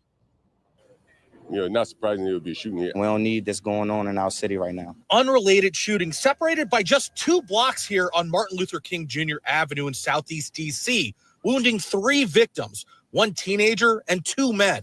At the crime scene, 7 News seeing only MPD officers, no federal officers. They need to investigate things like this, but we have MPD doing their job. They might be here tomorrow, who knows, but pretty sure they'll be here sooner than later. I mean, I think that there needs to be an improved presence consistently, but again, you can lock them all up. I've been their landlord. Like, that's not solving the problem. A White House official has. Yeah, that's John Galt right there, man. I was like, wait, hold on a second. I did hear you say something in the afternoon show about John Galt, and then I was like, wait, he already made an appearance or what? But yeah, no, he this is him right here. He was I was going to play this earlier, but I was trying to get him on the show. I don't know where he's at, but if somebody knows John Galt whereabouts, man, tell him to come on the show. Salute to L.A. Ramon. He says, the brown bag comparison is the sun ritual. Facts. Sons trying to blame that shit on the white man. You niggas, sons. If the only reason y'all don't do that shit in Africa was because it wasn't no light-skinned people over there. Everybody was dark-skinned. That's the only reason they didn't do that shit in Africa back in the day. In them tribes, in the tribes that had been untouched. Salute to yeah, this is John Galt said, man, listen, I was expecting some fire from him. I know he said some fire, but it doesn't seem like they edited it out. well, you know that was coming. I mean, no matter what, even if he had an interview for 90 seconds, they're only gonna play about 5 seconds of something he's gonna talk about. 10 seconds max.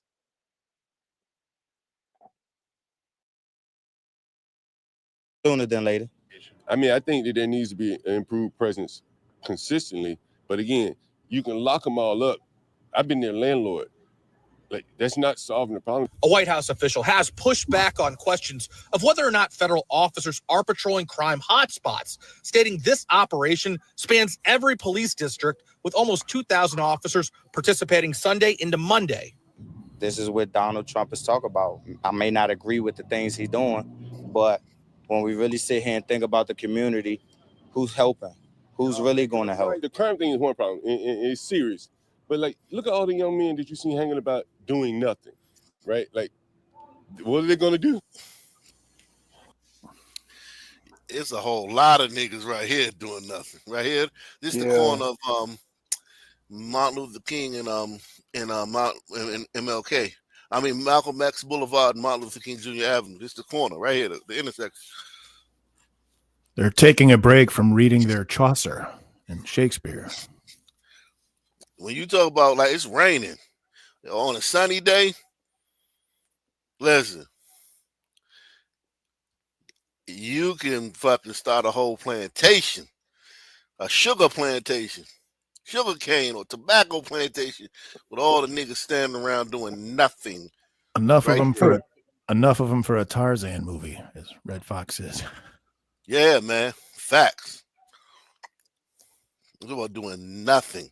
But You know, looking in your face while you riding by, looking all up in your car, staring at you when you walk in the store, just staring at you like they've never seen a person before. man, you know, I don't know as of lately. I don't know how these show up in my algorithm, but it's like people spent running around cleaning up neighborhoods and mowing the grass and just completely transforming what the yard looks like. Oftentimes, people doing fencing and things like that. And a couple of these are like black channels. And I'm thinking to myself, like, what would it take to get these sun teens out here to have some pride and actually want to do that in the community and clean up their own community like that?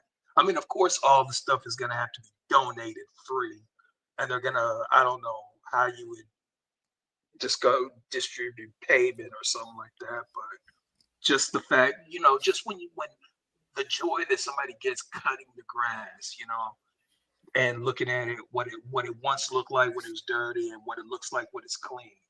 I mean, You that joking, doesn't right? that, You joking, well, right? I'm just, well, no, well, I'm wishful thinking, but I'm just saying, how the hell is there ever a way to insinuate sons actually taking pride in, like, I guess they can't take pride in it because it don't belong to them, but I think I need to change that. Does that But extend no. past the shit they wear, their jewelry and chains? I mean, where do they take pride? It's not in their neighborhoods. Well, no, it's not even going to be like a whole thing. It's just going to be a small selection of people that, almost like how you would do with Cub Scouts or something like that. I think You the ones just with take pride them work for like I think the ones with pride work like hell to get out of the hood. That's what they do.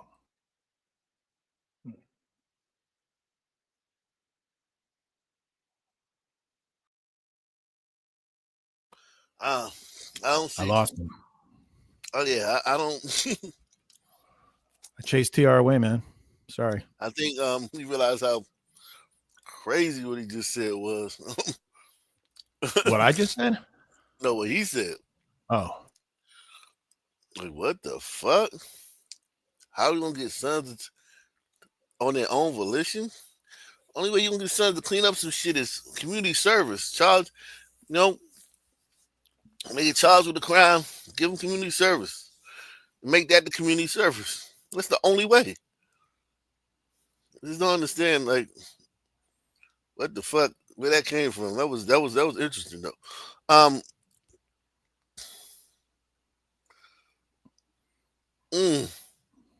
I think a lot of the community doesn't want to be having them doing the service. Yeah, they're not good at anything but what they do. Like, they make it seem like sons got all these hidden talents. Street niggas, street sons. You got one talent. The biggest talent for a job is Showing up, being on time, maybe ready to work, being task oriented, being able to be following given a orders. task. Yeah, complete the task. You know what I'm saying? Being able to take your own initiative. They're not built for that stuff. They street guys. They've been in the street. Doing something you don't necessarily want to do for future reward. That's a real disconnect, I think. Yeah, talking about you're talking about what's the word? Gratification deferment. Delayed gratification. Yeah. Fulfillment. Yeah. Yeah, if you delay, sons are horrible at that. I mean, dreadful, awful at that. Like this. That's why we have words like ninja rich. It's like they burn through their money. They don't invest. They don't plan. Yeah. Nothing. Future building is not. And maybe that's a product of growing up in such a destitute, sort of spiritually and morally destitute place. I mean, I don't drive around with guns in my car because I don't need to. But if I lived in the hood, maybe I would be that guy, you know. So they're in a tough cycle, and it's all our white fault. Never forget that. Yep, never forget that part. More National Guardsmen are now in Washington, D.C., troops coming from 6 GOP-led states. Some began arriving just hours ago. And tonight, some of those guards are putting a focus on Metro, placing troops inside and outside of 10 stations. Troops were also at the Washington Nationals game, the first time we've seen them there so far in this takeover. And 7 News' Christian Flores is at the park tonight with new reaction and why these locations are such a big focus. We're at Nationals Park on a game night, and just a few steps away, we're seeing National Guard troops stationed out here. We're also seeing them at the restaurants and bars that are nearby. We'd previously seen them at Union Station, but now we're also seeing these troops at Metro Rail stops. Things have led us here. So it's like if everything was going well, we wouldn't be in this position in the first place. National Guard all aboard various Metro Rail stops across D.C. as part of the White House's crime enforcement operation in the nation's capital.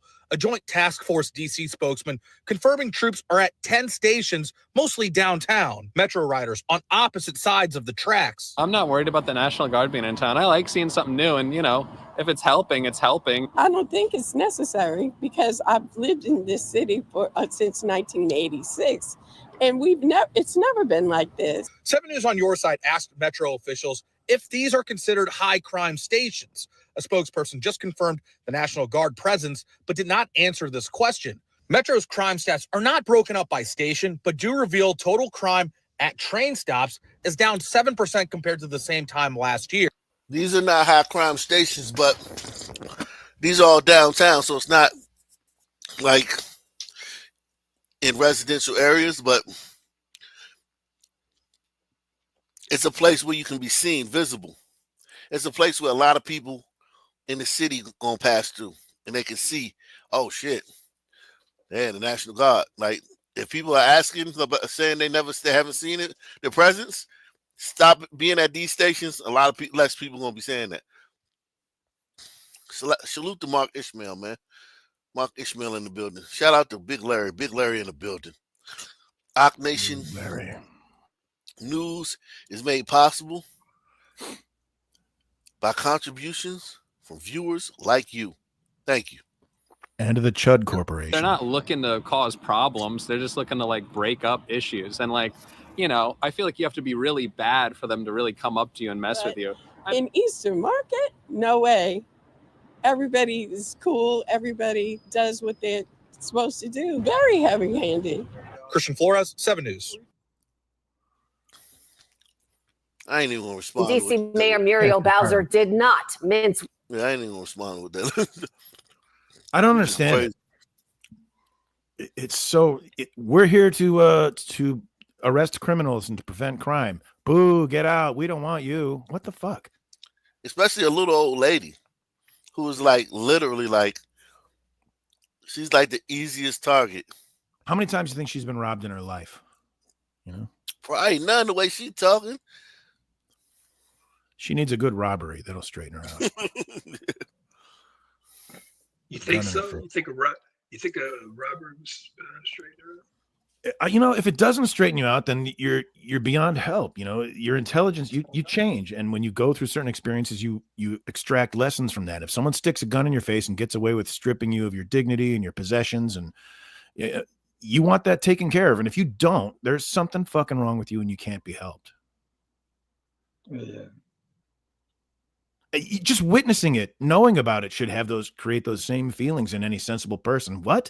Some woman got knocked down a flight of stairs, beaten, and had her purse stolen? Something needs to be done about that. You shouldn't even have to experience it to have your head on straight. But we live in a deeply traumatized and what's the word? Like brainwashed reality. Well, here's the thing, Jimmy. Sons are doing it. That's a big problem too. You're not understanding. Because people are so used to tiptoeing around and making excuses for sons. Like if it was white people, if there was a band of 10 white kids who had robbed like 3 people in the city, she would be like, yeah, National Guard, bring them in. Yeah. Like, so like, come on. Like this is because a lot of these people's reaction is because people are doing the black. But let me ask you this though: if there weren't people within the media, people on the left, and by that I mean white people and J. Crew types, who are the first ones to be talking about how this is a threat to our democracy, and this is. How much of that rolls downhill into the community when you hear people on the street talking about how, like, why are these cops here? We need to get them out of here. It's like, what are you talking about? You're the one should know more than anybody else because you live this stuff from day to day that you need more cops. You need criminals taken off the streets. What? How does that escape? A lot of sons, you got to also understand, a lot of sons know they're being heard, right? They're speaking. So when you're a son, right, and you're news, say you're a son man like me, right? You know a lot of people. You know a lot of people in the city. You know a lot of people from the urban areas, right? I get on the news and I say, yeah, man, it's kind of like snitching a little bit. You know what I'm saying? It's that same type of vibe. So a lot of sons you're going to hear talk like they don't like it, you know what I'm saying, publicly, because they will still want to seem like down, you know what I mean? Yeah, they don't want to lose their street cred. Yeah, to themselves too, because Yeah. whoever you think is gonna say something, they ain't watching this shit. They ain't But watching but it'll still get back to them, dog. I mean, it'll get back on your little whatever Facebook or Instagram, whatever. I don't know, man. I still don't. George Floyd would want more cops in DC. You know what I mean? How do you stand against that? It just doesn't make any sense. It's all, to me, it seems like it's more ideological than anything else. It's like they feel like, or anybody who says this stuff is doing it out of a sense of purpose and a sense of duty and a sense of tribalism. Well, I think anybody who's doing it, well, I do think it's the low IQ tribalism, but I think any glider that's doing it, more than likely they're heavily invested in. It's like they got their money. You're very low. You're like extremely. I don't even think people can hear you. I sound any better? That's 1,000% better. All right. Now, what I was saying is, I think that these people. I think you either got people that are, just bottom of the spectrum, low IQ, can't ever get there, can't even break that ceiling, and then you got the others that are just there, that are like part of the system. They're getting their paycheck and they just gotta muddy the waters no matter what. It just seems to me the only people who should be upset about increased police presence and federalizing this thing are criminals and their stupid mothers. Everybody else should be like, yeah, finally. Yeah, well, people, I mean, I've heard people get mad about it because they're saying that it's infringement on rights, and they're also talking about the whole that AI tech that they're going to move in to track people digitally, which I mean they practically can already do. But a lot of these constitutionalist people, short of doing exactly what Trump is doing, it can only proceed down the path it was on for so long until you have total lawlessness, and then the only solution is the sort of El Salvador style solution. We're going to round up everybody that just looks. Well, that would be great. That would be great if we can go straight there, but but it wouldn't. Therein you have the constitutional opposition to that. It's like the way to prevent it from ever becoming that is to just enforce the laws and let everybody understand that there is a price that comes with committing these crimes. But the problem is that there's still going to be that small percentage of sons that don't learn and gliders, whatever. But it will take care of a big portion of it, probably 80% of it, if the Pareto principle stands to fit this paradigm. I mean, if you could get rid of 80% of the crime by rounding all those guys up, that'd be worth it. Yeah. No, I mean, I think it will be worth it, and I think it's also gonna kind of go around everywhere. People are begging for it. Hey, Ak, that son woman you like in Philadelphia, I don't know what she is, district attorney or something like that. I heard that she wanted to bring back stop and frisk. Talking about the mayor? I think yeah. Wow. Yeah, but she's like she's like works. being a real she's being a real hard ass. Like she's serious. You know, I lived in New when you were York under playing the Giuliani. That stuff works. Sorry, man. yeah, no, I believe I remember when you were playing like her kind of like her victory speech or whatever. Man, I was thinking to myself, man, this lady is she you know, she's got the game down. So it's just really seeing about what she's gonna do with it. And so far, I mean, I like the results. Mm. So, you know, people are just gonna talk. I just don't like how we gotta listen, you know, how we have to spend so much time listening to CNN. It's listening to CNN do their it's like they get nowhere with anything because they argue about silly shit. Yeah, I mean, it's the only thing about CNN is they good for like showing how dumb liberals are. They like advertisement for. They're like basically little campaign ads for Republicans. But the liberals take up all the time. in those early days? Good. No, what I was gonna say is that the liberals, if there's like a 45-minute news segment, the liberals are gonna talk for about 33 minutes of the time. Right, and that's good. That's what you want them to do because when they talk, like Scott When Jennings, they talk, they control the conversation. yeah, but the conversation is stupid. Like it's a fool talking. I get you, no doubt. Like that stuff can backfire, like just by them controlling the conversation. As Yeah, far it as just like, but like that'll work. it's As like if they it's like if you had some it's like if you had some I was trying to say Umar. If you had some like Umar Pan-African with his hocus pocus nonsense come up in here, dude, he will. Well, I doubt he would be able to do it on this show, but they will literally just derail stuff when just completely get people off track. And I often wonder if that's a weapon. that is a weapon. However, it also takes you being complicit because sometimes they can beat you down with that stuff, and you like, all right, I'll give you this. All right, so say this happened, and say blacks were really the first Martians. Then what is that like? If you start giving them shit and play, yeah, then of course. But if you just take a hard line on everything they say, it Yeah, makes them look stupid. yeah. Days. As far as the colored people were concerned,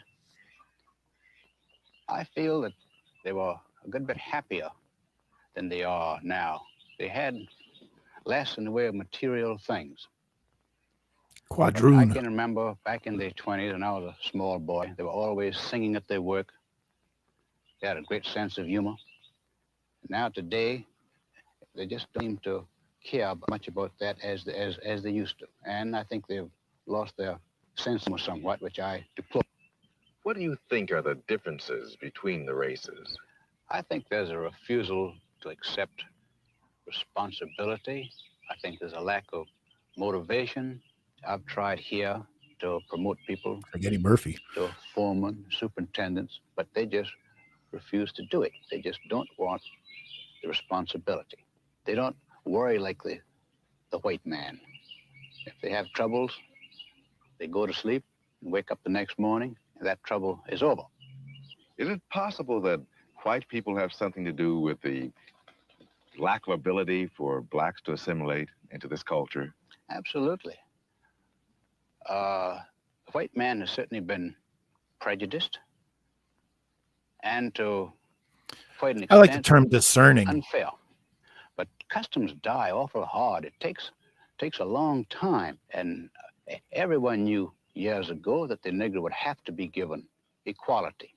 But in the South, knowing Hard Negroes R as we word. think we do, we realized it would take time. It's been compared to straightening teeth. It takes a slow, steady pressure. You can't do it with a hammer.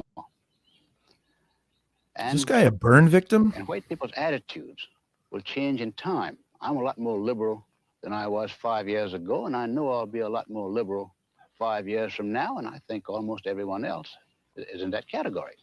What has tended to make you more liberal? Well, realization that the Negro is a human being like anyone else. Mr. Hasty, what did you think we were before you began to think of us as human beings? Well, in a way, we thought of you almost as a very superior pet. Something, or rather someone, You won't say it. we had to take care of because we had to do so much of their thinking for them. We had to do almost everything for them that, except living their own lives. Anything outside, we had to do for them. So Daisy was my little playmate, my maid, my friend, and the daughter of old Catherine, who was a cook that we adored. Wow. And so all those years, we played together, and everyone was happy. We never heard of all these things that we hear about today. And there were nearly 100 enormous rice plantations with many animals around and a beautiful old house and about 100 colored people there. But we loved them. They were our friends. And then it's no disgrace to say they're like children. When we say that, it's because they are like happy children, some of them. Because they like to sit in the sun and rather than work hard. Ain't that the truth? And they'd rather play than work. If you could, would you paint a picture for us of what it was like on the plantation in your early days? It was a lovely, happy time living in open spaces with many lovely colored people and animals and flowers and fields. My father had everything thoroughbred, from the pigs, horses, the dogs, and the And people had to be slaves. thoroughbred. He had the And strongest we would get bucks. into a buggy with him and drive to the plantation from what we call the pine land where we lived. And we would spend every Saturday, this was, and we would spend a day in old Fortune, I can see him now, would give us dinner, and we would have a heavenly time. And old April, he was the dairyman. That's all he did. All he did was to skim the cream over these great big bowls of clabber. Sounds wonderful. Put them in the wooden churn. Wonderful and time. churn this marvelous fresh butter. That was April's job. He didn't do Where is anything this else but love us fantasy land? and skim the cream.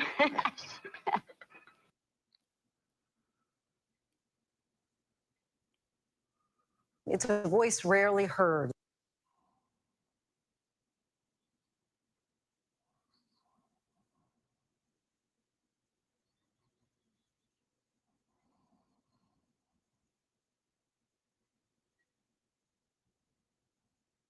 It's David Hoffman, documentary filmmaker. And back in 1989, I interviewed hundreds of people for this television series I was making on the 1960s. To understand the 1960s, said I, you really have to understand the 1950s, which is when people grew up. So there's this black guy in Farmville, Virginia. He's older than me by a lot, and he's unbelievably straight shooter, clear thinker, very profound what he says. He's really walking Why'd a I pick fine him? line. First of all, he's a great storyteller, but also Farmville, Virginia, Prince Edward County, Virginia, 1953. The Supreme Court passes Brown versus Board of Education, stopping segregated schools. What does Prince Edward County do? Shuts the schools, all the schools.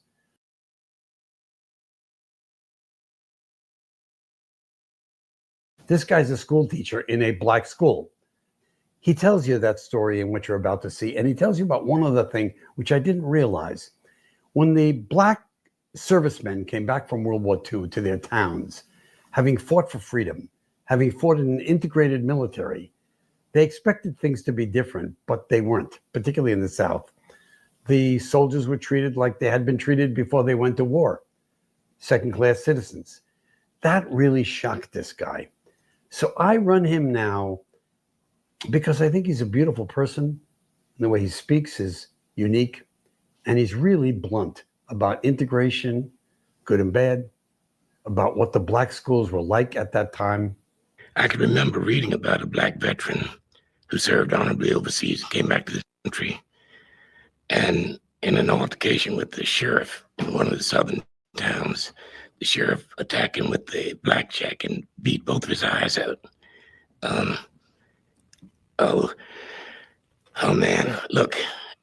Yeah, but he's talking about something he read. He's not talking about nothing he's seen. Like, you can read anything in the paper, or you can read horrible things in the paper today, all the time. He's not telling you about something that he actually seen. I wouldn't want to hear about what this guy read about. I would want to hear about what he saw. You know what I mean? Because opening the paper, look at all the stories we did today. Like, it's just horrible shit in the paper. Like, what did you experience day to day? I can remember reading about a black veteran who served honorably overseas and came back to the country. And in an altercation with the sheriff in one of the southern towns, like Glenn Lowry. The sheriff attacked him with a blackjack and beat both of his eyes out. Oh man, look. The incredible mistreatment of black servicemen in this country before they went overseas is a shameful chapter in American history. And unfortunately, some of us, black people who were in position to make changes, were pawns of white people and did not. For example, I don't want to say anything that will make you liable, but I think I can prove all of this. General B.O. Davis was sent down to a camp in the Deep South. I don't remember which one now. Not B.O. So Davis. the constant barrage of letters from the parents of servicemen, the wives and sweethearts of servicemen who were in that camp and living under the most incredibly bad conditions.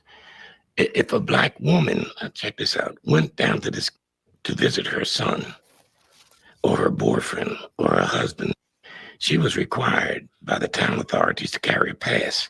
If she were arrested if she were stopped without the pass, she was subject to arrest on charges of prostitution. Can you imagine this? When they returned to this country, they found business as usual, the same routine and so forth. Things had in no way improved.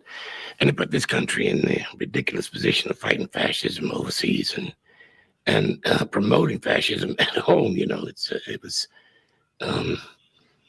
hypocritical, typical American hypocritical behavior.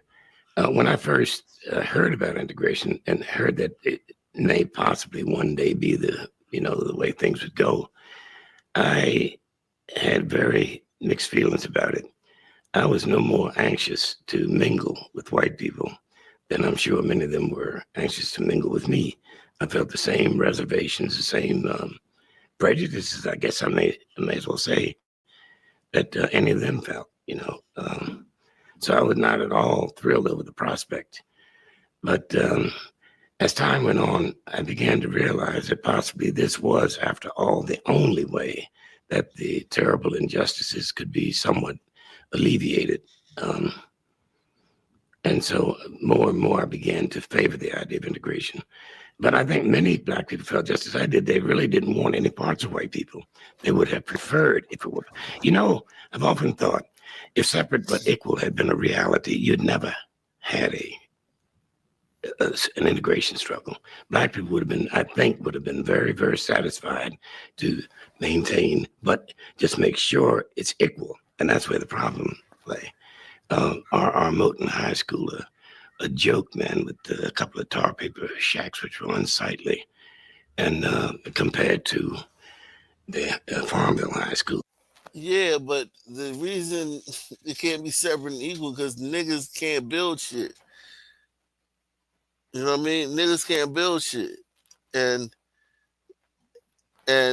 like they can't make the shit. The white people built that school. Y'all supposed Y'all was supposed to build y'all school. That's what segregation was. Build your school. We're gonna build our school. You build your school. And they would still seem like he's still complaining about the black school being the white people's fault, that the black school was just a shack. When no, it's it's crazy, man. Crazy. These are the people who built the pyramids. Are you going to Right. tell me they couldn't build a school? I'm They built telling this you. nation. You're going to tell me they couldn't build a little school for their own children? Is that what you're going to tell me? Yeah, you know what I mean? Like, it's just so bizarre, man. So bizarre. Let's You know, this is the idea of separate but equal. Let's see if we can get 10 people to share this stream tonight, man. 10 people to share the stream, guys. Let's see if we get 10 people to share this stream on social media. It's good to hear this guy's voice, though, but he's not giving good insight. He's talking about shit he heard and blaming the white man for the school being. It's kind of disappointing. I'm hoping he got something in the last couple of minutes, man. That can, His pacing and his enunciation, he just sounds like Glenn Lowry. oh wow. Check it out when he talks. Think Glenn Lowry when you hear this guy. Salute to Barry B, man. Barry B is in the building, man. Shout out to Barry B, man. Salute to all you guys out there, man. Make sure sponsor the show via PayPal, Cash App, Super Chat. Let's see. Books so torn apart. In one case, a friend of mine who's supposed to teach chemistry, man, the only books he could get, he had shreds and particles and pieces of books. And by linking up in his classroom, he passed out what he had. By linking up together, the kids were then able to get together enough material to. These books have been discarded by the white high school some years before and passed on to the black school. Now this points out the weakness. He's talking about the 50s. Man, well, you don't remember it was that. So 10 years afterwards, we're sitting here looking at video of people in classrooms, and oh my God, it was just a complete hellhole. What about today? You think the books they got in the classrooms today are any good? Maybe it's the books. Maybe that's why there's so much trouble in They always schools. gonna have something. They always gonna say their stuff wasn't as good as the white people stuff. And the corruption of the principal who was black. This teacher friend of mine, not knowing the corruption of the principal who was black. Okay. Yes. And the corruption of the principal who was black. This teacher friend of mine, not knowing the chain of commands, his brand new teacher, went to the superintendent and said, look what I've got to work. I can't work with it. How can I teach chemistry with this junk? What's that? And immediately got a brand new set of books for his classroom. Now, the point of this is this. That principal could also have done that, but it was better for the principal to report a surplus at the end of this. That happened. Well, I don't want to get too personal, but I could cite another instance in Farmville of the same kind of thinking.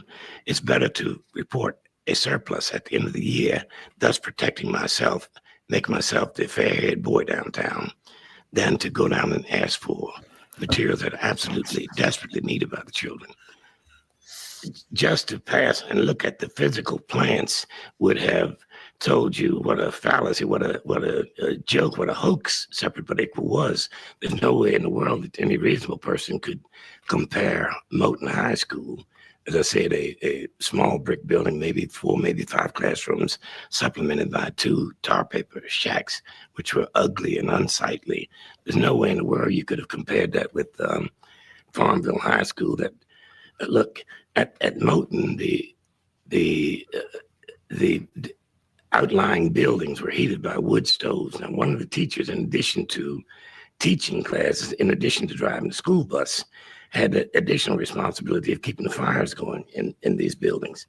At the White High School, they had a janitor. You know, the disparity was, just ridiculous. There was absolutely no separate but equal. It was separate, all right, and very unequal.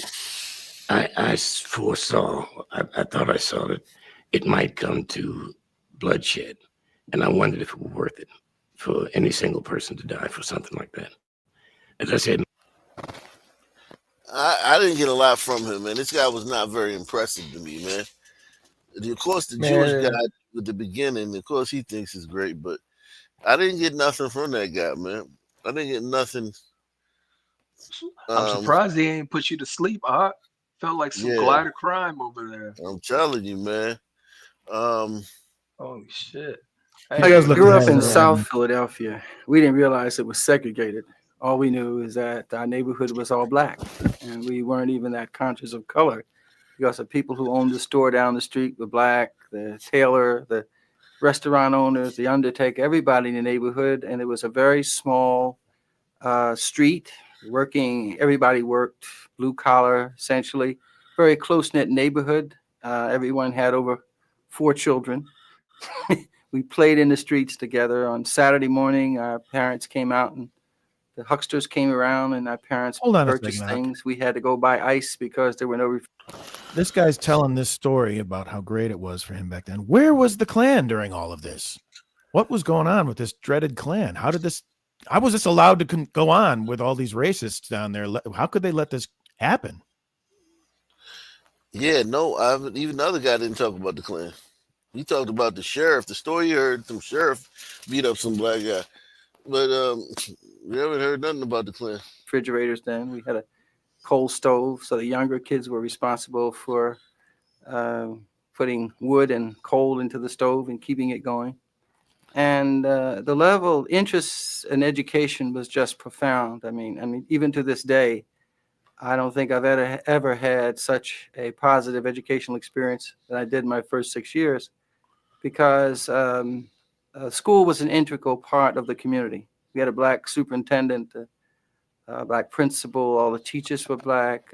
Many of them didn't live in the neighborhood either, contrary to popular belief. They were middle-income people who lived elsewhere, but their hearts and their souls were into those kids. I remember that 3rd grade and 4th grade plays were always conducted in the evenings so that parents could attend. And an auditorium that seated maybe 400, 500 people was standing room only for a 3rd and 4th grade play. Up until 1959, 78% of all black families had a man and a woman in them. That's a fact. Teen pregnancy was looked down upon. Sexual activity among kids, everyone bragged about it. No one did it. And but if someone became pregnant, if there was an aunt in the South, they would go there. So that the moral standards and ethical standards for people living in those communities was extremely high. It had little to do with your income. Many of us were poor without realizing that we were poor. During the war years, I thought everyone had one pair of shoes. Today, I have a lot of shoes because of those early experiences. You know, you put cardboard in your shoes when your soles were worn out. You never went to your mother and said, "Mom, my shoes need to be replaced or fixed." You just knew that the money wasn't there for that.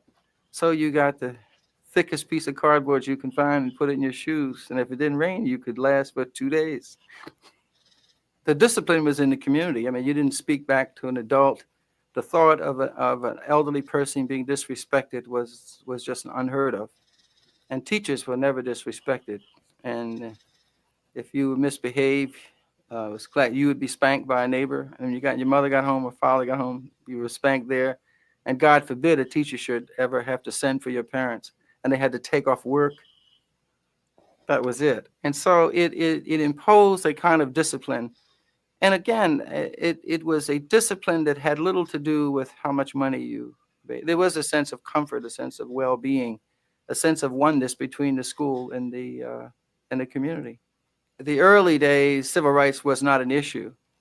The black colleges gave kids like me, a high school dropout, who dropped out with 3 months after my 17th birthday, and then went into the military and got introduced to learning there, got on flying status, went to a really nice military school, learned airborne electronics, did some flying, with the military, and then finished my high school education there, and was told that I could enter any college in the country because of my scores, but I lacked the kind of confidence. But the black colleges, my college, Cheney State College, I think reached out to me. It was a warm environment. It was almost a continuation of the kind of warm and accepting environment I experienced in the black schools in my native Philadelphia and my old neighborhood. It was this, Cheney was a continuation of that kind of loving experience, but it was tough. I remember I entered with 13 other veterans, and we were given some priority in admissions because it was thought that we were mature. Our grades weren't that great, and so we were placed on academic probation, but over half of us made the dean's list at the end of the first year from academic probation. Many of us who exercised leadership in the civil rights movement in the early and mid-'60s, integration was never our goal. We never saw integration as a solution to the problems. We were seeking desegregation. And I think confusion on that point has continued to erode the collective self-confidence of the black community today. Just a very confusion. You see, I fought against de jure segregation. That is, when someone absolutely forbid me to go into a restaurant or live in a given housing complex, I was just restricted by law. I remember when I was discharged from the military, coming home in 1958 and standing in Florida, only person at a ticket window, and have the man stop and wait on a white person. He waited on 10 white people while I was standing there. In the meantime, I almost missed a train and couldn't check my bags. That's what I fought against, the indignity of America's apartheid system. So integration was Jimmy, never you know what's crazy? an issue for me They for many. didn't replace this nonsense with a bunch of sun women, just saying, we need reparations because of our ancestors. This guy at least obfuscated and sat It's here true. and talked A lot of these older documents. It seems like we haven't seen a lot of sisters on a lot of these older documentaries as talking heads. Yeah, I think because what were you about to say? Oh, go ahead, man. I think that they had to replace the sun man with the sisters because They are the most educated. I mean, it's the smart move. The most educated, and they're I the think most educated. I think the sun man are tricks, and they'll end up spending all their money tricking and doing dumb shit. Man, they'd have the Israeli spy on them so quick. Lord knows what they'll be copping to. So they just put the women in, and the women would just be like, don't care. They're just gonna be all for it. They're gonna be like, oh, what economy are we destroying today? Oh, okay. How many we letting out? Oh, okay. I don't know. I disagree, Ak. What about you? Yeah, I mean, this guy's a lot better. He giving personal anecdotes. Yeah. The time he was late for a train. Yeah, man. Wow. The terrors of white oppression never stop. I bet there's sons out there today talking about how they couldn't get served at a McDonald's or something because in the 80s. Yeah. Sons, like, I mean, if you think about it, right? So you're a son, man, and you're living in the world, and you've been told about all this stuff that white people did in the past. And you see that all your heroes are people who fought against that. If you're coming up in the 80s, like me. And you're told that white people are this and white people are that. And you never see it and you never hear it. But you how much hear contact with white people did you have as a kid? None, but I had some because I was in art classes, and plus I spent the first 7 years in Boston. Were they suspect to you? Were they like were you on that guard looking for their racism? No, wonderful. All my white friends in Boston were wonderful. my white friends and I had some trashy white friends, some middle class white friends. They were all wonderful. The only people that were the only in some a lot of black friends were cool too, but the only people that were awful, they happened to be black. The ones that you know what I mean. How old are you at this time? I came to DC when I was I want to say 84, 85, so I would have been 6 or 7. We came to DC, and but it was a chocolate city, and it was a culture shock because everybody's black, and you know, kids are meaner. The what's socially acceptable is much different. What's acceptable, you know, behavior in school is much different. You know, but like I was saying, like if you grew up hearing about all this stuff that white people do and how evil they are and how, you know, like bold and brash they are to black people, and you're a black person and you never see it, and then like that guy said, he read an article or like you hear something or you see something. That's why all the black people started acting like George Floyd or Trayvon Martin. It could happen to everyone because they all wanted to identify with it. They all wanted to identify with George Floyd and Trayvon Martin to the point where they tricked themselves into thinking that was somebody that they knew that happened to. You know what I mean? Yeah. None of them know anybody who that's happened to. No one knows anybody who a George Zimmerman situation happened to. You know what I mean? No one knows that. No black people know any of those people, but you do if you know Trayvon. And we hold on to those things when white people are finally caught in the act. You know what I mean? It's kind of like Eureka. It's got to be great. You caught one of them in the act of doing what they. It's like when I see a white point guard. I know that feeling. It's the same thing. You get so much about. You know? Or a white running back. Yeah. Hey, but yeah, isn't it just xenophobia? You know, some people they're only around sons, so everything they know about the glider is almost a myth.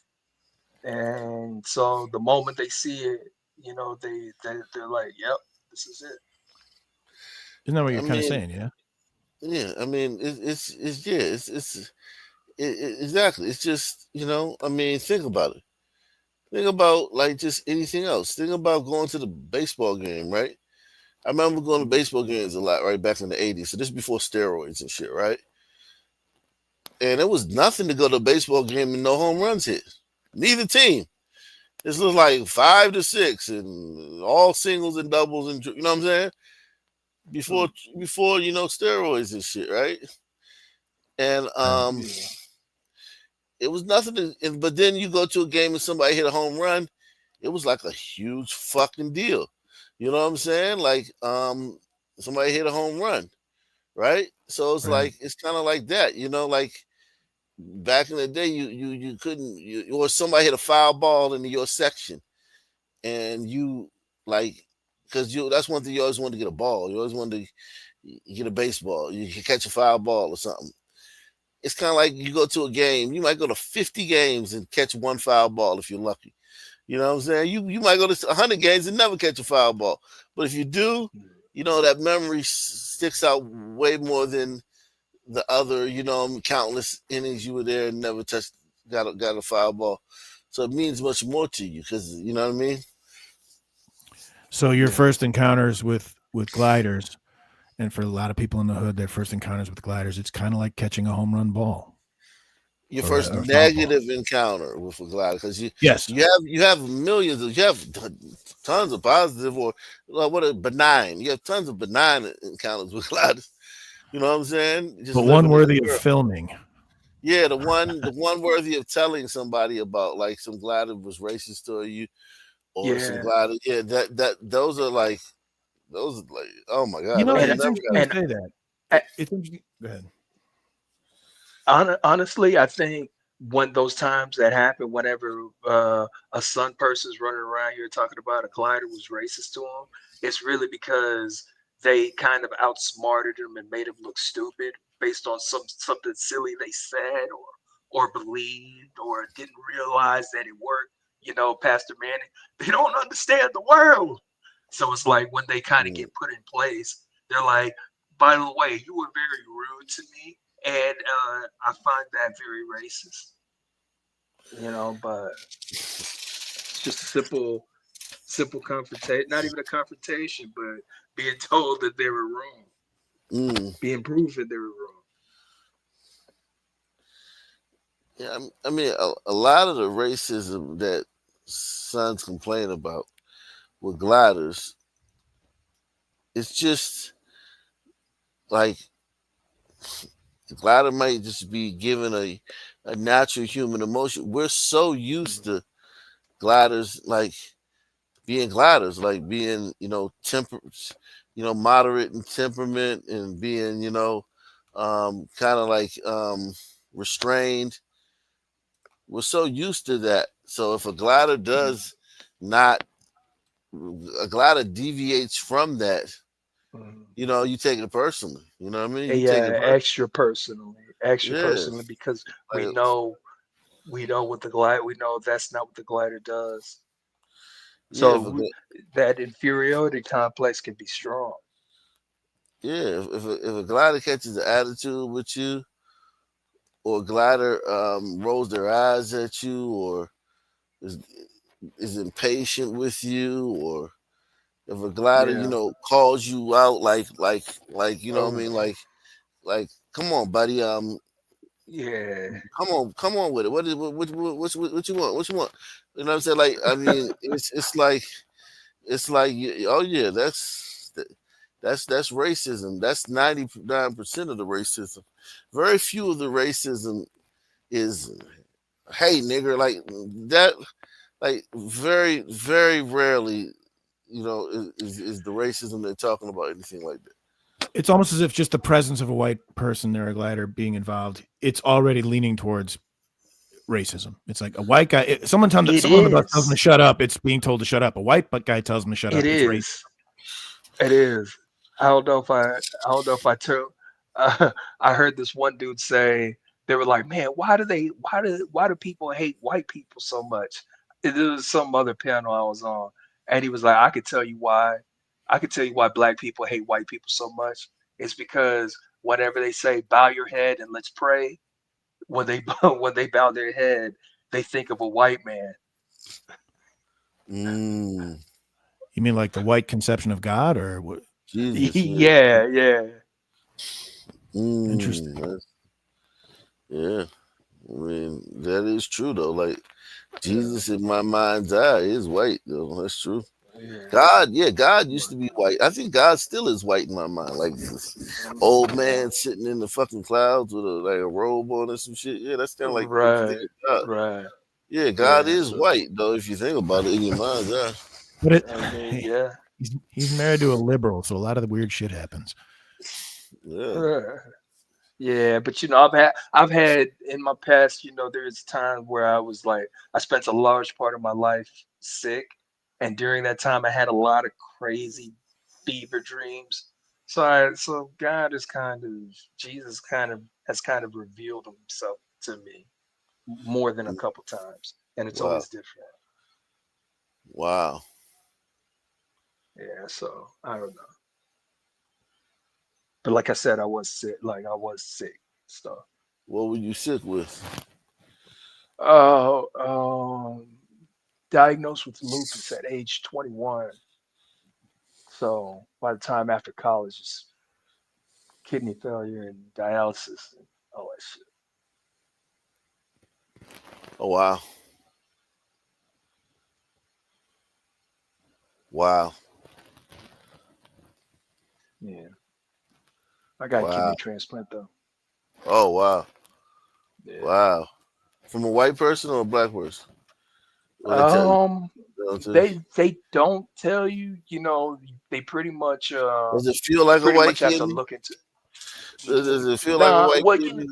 you know, I don't think it's I don't think it works that way. You know, when it comes to blood and tissue type. You know, so I imagine that. Well, you do have a blood type. If you're sub-Saharan African, you do have a certain type that's of why. blood type. So it probably was a black. That's why. Yeah, that's why I doubt it was. I think it's black. type I think it's type IB negative. Yeah. So yeah, you probably got it from a black person. Yeah. Wait, what'd you say? So he probably got his kidney from a black person. Most likely. Most likely, yeah. Most likely because of blood types, yeah. That's true. That's true. Wow. Yeah, that's deep. That's deep.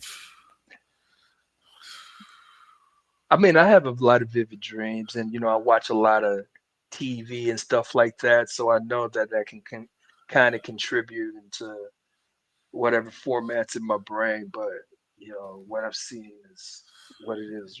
So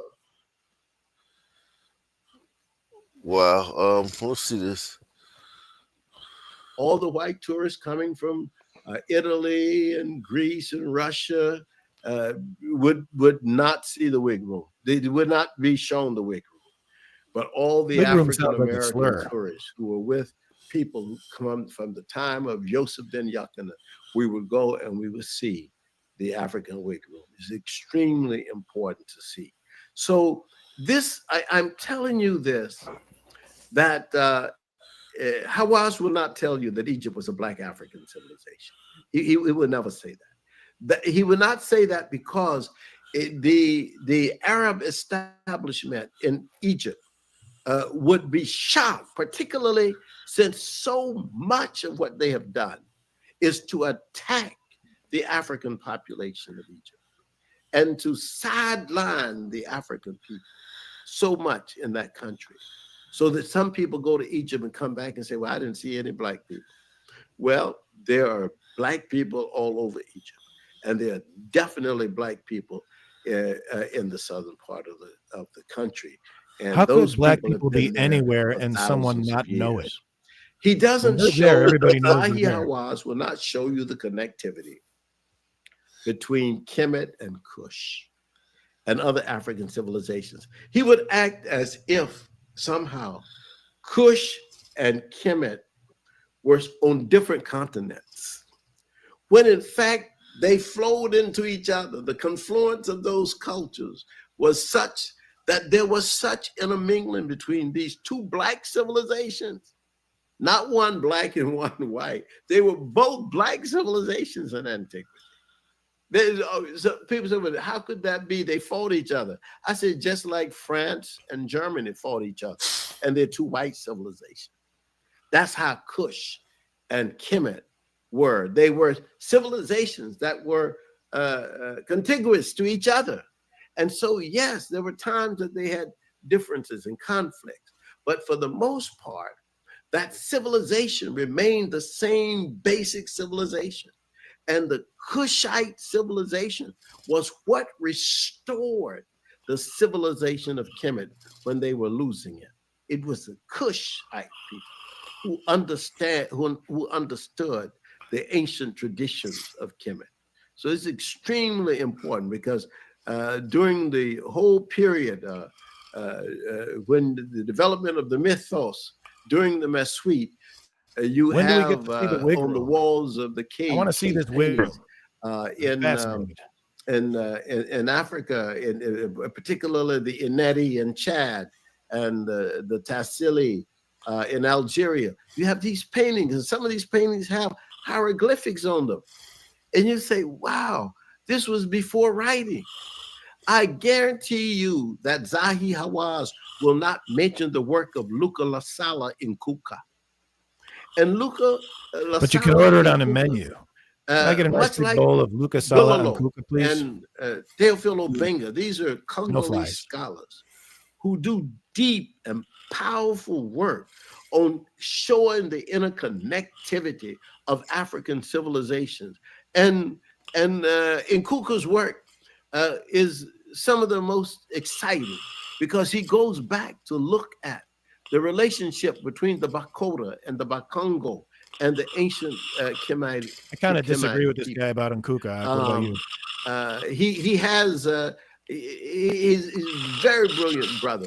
Brother says that Akintunde. and he calls it he has a theory called theory of I kind of disagree with devolution. this guy. He says one system can replace another, and one. Have you ever people been to can the wig replace- room? Just That sounds kinda. like a He's telling me I can't go to the wig room or they're not going to show it to me. It sounds like a strip club, but I've never Yeah. been there.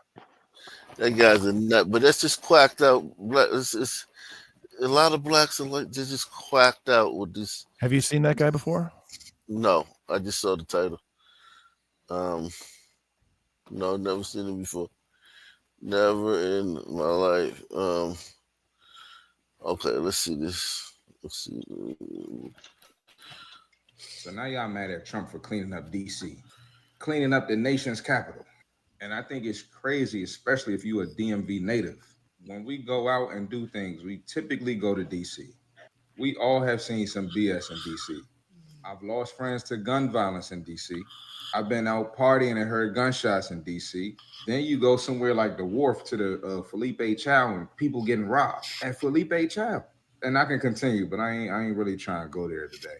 But it ain't safe, and you can't even really enjoy yourself, man. Oh, one more. They said the Capital One Arena is the most dangerous arena in the country. And if you've been down there in Gallery Place, you already know. So knowing that these things affect us and affect our safety, especially y'all with kids, how can you get mad at that? Like, I promise y'all, and listen, I'm in the middle. I don't rock with either party. But if Biden or Kamala was doing this, y'all would be happy. Real talk. Like, I know the little young YNs is out of control, man. And y'all sick of them too. But again, y'all just like to be outraged about anything. Welcome back. Breaking news. Fox News has confirmed the Justice Department is now investigating whether crime data in Washington, Now we get to D.C. see a was real good look at manipulated Ox's logarithm. to make it look lower. algorithm. David Spunt at the DOJ this afternoon. David, what can you tell us about the investigation? Well, hi, Jillian. Two sources briefed on the probe tell us that, yes, the Justice Department is investigating whether or not someone or multiple people may have He looks like a manipulated crime ventriloquist data when it puppet. comes to Look at that hair. Washington, D.C. It's crime one piece of statistics. plastic. This investigation is being run out of U.S. Attorney Janine Pirro's office here in D.C. Also, Maine DOJ, That where could I'm also be sitting my now and speaking reception. to you, also has a hand in this probe. Again, these are just allegations. President Trump mentioned something about it yesterday on Truth Social and said that there is an investigation underway. Twitch hot. Then we were able to Hot milf. confirm that as well from two independent sources. I will note, if you go on the DC website, Jillian, it says violent crime is down 26% from what it was last year. But we asked, after seeing a report, Translation, from a local violent affiliate crime here in reporting Washington, is down DC, 26% that a police from last sergeant year. was put on leave. We asked, MPD said that they could not confirm the existence of an investigation, but not many other details other than to say right now there is a DOJ investigation into the possibility that some of that crime data was manipulated to make things look actually safer than it was. Boy. So we got to follow up on the story regarding the DC crime crackdown, a story that involves Democrats boo-hoo-whining and crying about President Trump cleaning up the nation's capital. Yes, they are boo-hoo-whining and crying about making the city safer. That is what Democrats are upset about. Okay, they are claiming that this is racism because apparently President Trump is targeting black people with his crime crackdown. Take a look. I'm very concerned about that. And not only that, I'm concerned about the way he is rolling that out in Washington, D.C., which is essentially going after young black and brown youth in Washington, D.C., imposing a curfew, saying that if they violate the curfew, the parents could be charged $500, saying that the kids could be detained and arrested. We've tried those policies before. They do not work. And it's my understanding that crime was going down in Washington, D.C. So what is the purpose of this? I've been seeing a lot of atrocity, a lot of murders, a lot of innocent children, a lot of innocent babies. And there's nothing done about it. And the handcuffs with no reason. While much of the effort so far appears to have focused on areas closer to the White House, federal agents have shown up in some high crime areas of the city, but some residents aren't happy about it. They started pulling up, just instantly hopped out, started harassing us, put one of my homies in handcuffs, like. This 19-year-old, who asked us not to use his name, lives in Ward 8 in Southeast Washington, which There we has among go. the highest crime rates in the One of the city. moderators Last stepped in. week, he reported One of the moderators to the rescue. Which one? Who's got the magic number? Let's see what else is going on, man. Salute, man. Everybody hit the like button, man. We're trying to get to 10 people to share this stream tonight, man.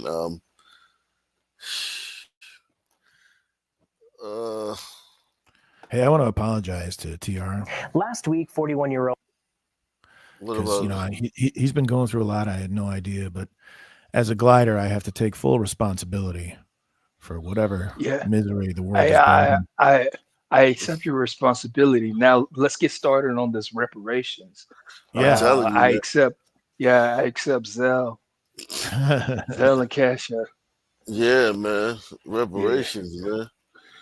Yeah, but I'm really talking about like the time, not the old. I'm talking about the old, not the old me, but you know, like past 5 years me. Yeah, got a transplant in 2020. Oh wow.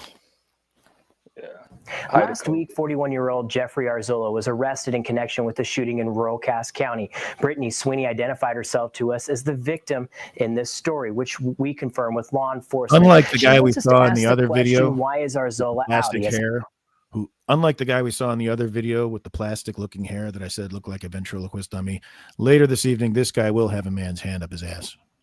Wow. Which we confirm with law enforcement. She wants us to ask the question, why is Arzola out? He has an extensive criminal background.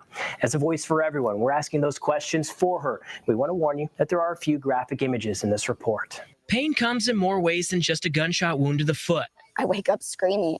I wake up screaming and crying, replaying the instance over and over. Brittany Sweeney showed us where the incident occurred. You can clearly see where the exit wound came through. Sweeney tells me she was injured in a shooting last week where prosecutors have charged Jeffrey Arzola. She says that Arzola shot her during an argument she was having with another man. Altogether, something that started off terrible and ended up even worse. But that argument started at another location where Brittany and her partner, they went separate ways. Sweeney says that she went home while her partner got a ride from someone she presumed was his friend. I knew nothing about them. That friend was Arzola. When they all arrived at Sweeney's place, the argument intensified, and that led to Sweeney being shot in the foot. It didn't need to get to that, and it did. Arzola was charged with unlawful use of a weapon in armed criminal action, an A&U felony in Missouri, according to court documents. Sweeney questions why Arzola was on the street. Federal court documents show that he has a criminal history across numerous counties. In 1998, he has second-degree murder conviction. When he was 14, he shot into a crowd of people and killed a man.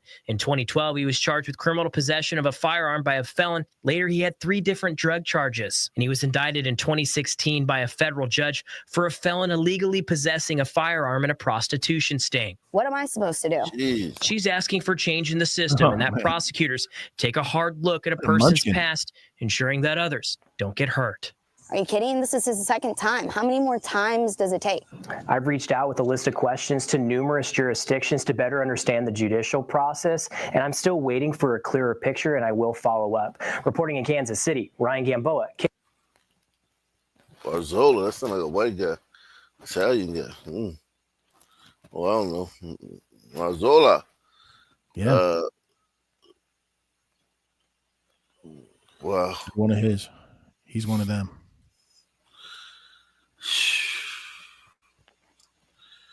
Salute.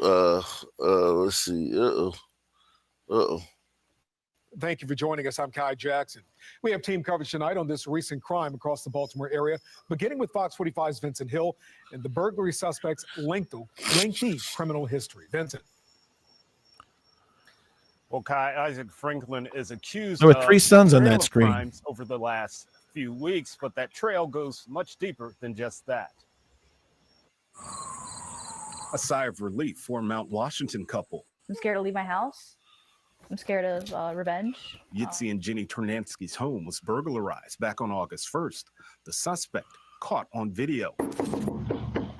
I hope that we find him soon, and I hope that he gets the justice he deserves. Tuesday morning, police arresting 27-year-old Isaac Kofi Franklin for that burglary. But the road to justice has been a long and complicated one. I mean, this guy's got a history of stealing.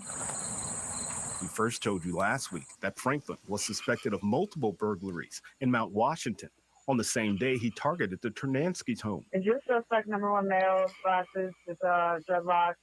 I mean, it looks like a black puffy coat, blue jeans. Yeah, he hit this house over here, so. Fast forward to this past Friday, Franklin was arrested in Baltimore County, but released the same day. Charging documents say Franklin was being followed by investigators, but they eventually had to stop following him. Investigators say the next morning they learned Franklin had committed 2 burglaries in Anne Arundel County. Damn, they were following him. They had to stop following him. He committed 2 burglaries after they stopped following. What the fuck? Damn. Baltimore County. Luckily, AI released is the going to same fix day. all of this. Charging documents say Franklin was being followed by investigators, but they eventually had to stop following him. Investigators say the next morning they learned Franklin had committed 2 burglaries in Anne Arundel County. I don't understand why they would let him back out on the streets. Then, Baltimore City Police issued a warrant for Franklin's arrest Saturday and tracked him down here Monday morning. Franklin's case, just another example of a repeat offender being out on the streets. Court records show Franklin's criminal history dates back to 2014 for several counts of burglary and even a possession of firearm, including a burglary in February of this year, in which the resident walked in on Franklin, who had fallen through the ceiling. Franklin told officers he had broke in looking for cash he hid before going to prison for a 2020 burglary. Well, this is something that we repeatedly see, that you have certain career criminals who are committing these brazen incidents. And Isn't career criminal sort of a dog whistle racist term? When you hear the word career criminal, you know who they're talking about. That's just kind of a racist term. We need to stop saying career criminal. Maybe we could call them like a lifetime repeat offender. Oh, he's been in the legal system since childhood. You know, certain career criminals who are committing these brazen incidents, and what we see is that it just only ends up escalating. Meanwhile, for the Ternanskys, I think that it's time that this guy gets put back in prison. Really? Because I don't think he's interested in rehabilitating. they're hoping this time Franklin will serve real time for his Hey, crimes. Orthodox? I feel like it's clear that this is not like a one-off thing, and he's clearly willing to continue to hurt people. Meanwhile, since Franklin was only arrested this morning, right now it's not clear if he's still in custody or if he was able to post another bond and walk free. For now, we're live in Baltimore. Vincent Hill, Fox 45 News. So that those Neogliders near the end, they were the victims and they're on TV and they're okay with prosecution? Yeah, man. It happened to them. They're showing their faces and being okay with what's happening to this poor son, man. Wow, That's crazy. another shooting at a memorial service. And a fight leads to a shooting during a memorial service in Glen Burnie. The suspect on the run, according to police. Fox 45's Keith Daniels spoke to neighbors about the incident and joins us. Jeez. Salute to Leifer, man. He says environmental, genetics, demonic, and just plain old spoon-fed delusion. Wyan Sunmen hit a 4-run grand slam. Can we break down the percentages? Salute to Leifer, man. That's what we doing, man. And the percentages is 100%. It's 100%. Arc Nation News is brought to you by Arc Nation News is made possible by viewers like you.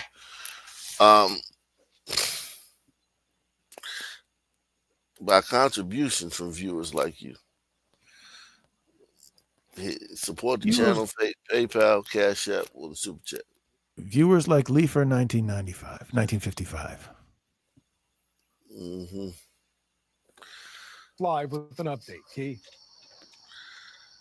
Well, Kai, police say, Anne Arundel County Police say for now they're working with a vague description of the suspect, but they are talking to neighbors and looking for any other clues, including video that could help them with an arrest. All of this coming as the peace is disturbed at a memorial service. It was supposed to be a time to remember a life lost, a memorial service outside the home of a man who had recently died. Friends and loved ones gathered at a house on Brooks Terrace Road near Cherry Lane in Glen Burnie. Everybody knew him. Yeah, he was good people. This neighbor remembers a neighbor and the sudden chaos that broke out just a few doors down from his home among the crowd. And I looked down the road and I thought they were having a good time. But evidently something else was happening because there was a lot of hollering, screaming. Gunshots with What are the one odds man that guy's wounded. not It high? happened just before 8 o'clock Monday night. Anne Arundel County Police arrived. It happened just before 8 o'clock with one man wounded. It happened just before 8 o'clock Monday night. Anne Arundel County Police arrived, found a man shot in the leg. Folks were outside celebrating when some type of argument or dispute erupted, which escalated into the shooting. The shooter was described as an African-American male in dark clothing. He ran off immediately after the shooting. The suspect slipped away, taken to shock trauma in serious condition, but survived. It was all you could see was ambulance, fire trucks, and police. That's all you could see. A memorial service turned violent with the crowd scrambling for cover. Oh my God, there was so many people. Little teeny kids, little teeny thing, ran. They could have gotten shot, you know? What's her first name? Celestial Queen? What was that woman's name? The last one there. I think her name is Celestial Queen? Or no, yeah. Or maybe that's a title. I don't know. Is that a title in the hood? No, that's her name. Mr. and Mrs. Queen got together and said, what are we going to name this beautiful girl? I think Celestial. Let's give her an adjective for a name. Yes. Hey, man. Yeah, I just like it, Celestial Queen, man. Yeah, it's a nice name. It's better than like Marquifa, but you know, it's just... Wait a minute, Mike Quifa? You think that's an actual name out there? Mike Quifa. That'd be a fun game. You make up names and see if you can find their Instagram. I bet you it's a chick with the name Marquifa. What'd you say, Marquifa? Mike Quifa. Mike Quifa. Somebody If knows there's how. somebody with that name, I bet she can kick some ass. Someone check and see if it exists. Someone who has those things, those skills. Check and see if Mike Quifa actually exists as a She name. got about 3 bodies. Wow. One ran. They could have gotten shot, you know? All I can say is, I was just praying that the family wasn't hurt. I felt sorry for the wife. She came up here this morning to apologize to me. I said, no, you don't need to apologize to me. I'm sorry for what happened to you. Well, look here at your screen. The tip Did my head line just explode? is on your screen here. If you have any information about this shooting, Anne Arundel County Police want to hear from you. We're live tonight. Keith Daniels, Fox 45 News. Can you play that again? I don't think I've ever heard such a thing. Her last thing, I feel bad for the white people. When has that ever been heard? That last woman that was talking, did I mishear her? It sounded like she said, I felt bad for the white people. They come up here and try to apologize. I said, you don't have to apologize to me. This woman here. To me, I'm Yeah, sorry back for up a little bit. She came up here this morning to apologize to me. I said, no, you don't need to apologize to me. I'm sorry for what happened to you. But she actually said, you should drop this. She actually said the words, I feel bad for the white people. Yeah, I feel sorry for the She whites. came up here this morning to apologize to me. I said, no, you don't. All I can say is, I was just praying that the family wasn't hurt. I felt sorry for the wife. The wife. She came up here this morning to. The wife. The Oh wife. man, I feel so stupid now. I thought she said the whites, and then Nah, Jack, she said the wife. that was my wishful thinking, I guess. Just Yeah, definitely. just free associating with the world I'd love to live in. A woman from New Jersey had her life changed after a shove inside of a store during the pandemic. The assault happened after a dispute over a face mask, and that woman spoke exclusively with Jennifer Bisram after her attacker averted jail time. I used to run 5 miles a day, every day. And now I can barely walk a lap. Margot Kagan spends most of her time at her New Jersey home struggling to walk. Every step is a battle. It's just the knee. Here's the scar. And it's from there all the way up to there. In her first sit-down TV interview, the 59-year-old mother of two shares with CBS News New York. She's a cancer survivor who had a life-saving liver transplant back in 2020. I was weak.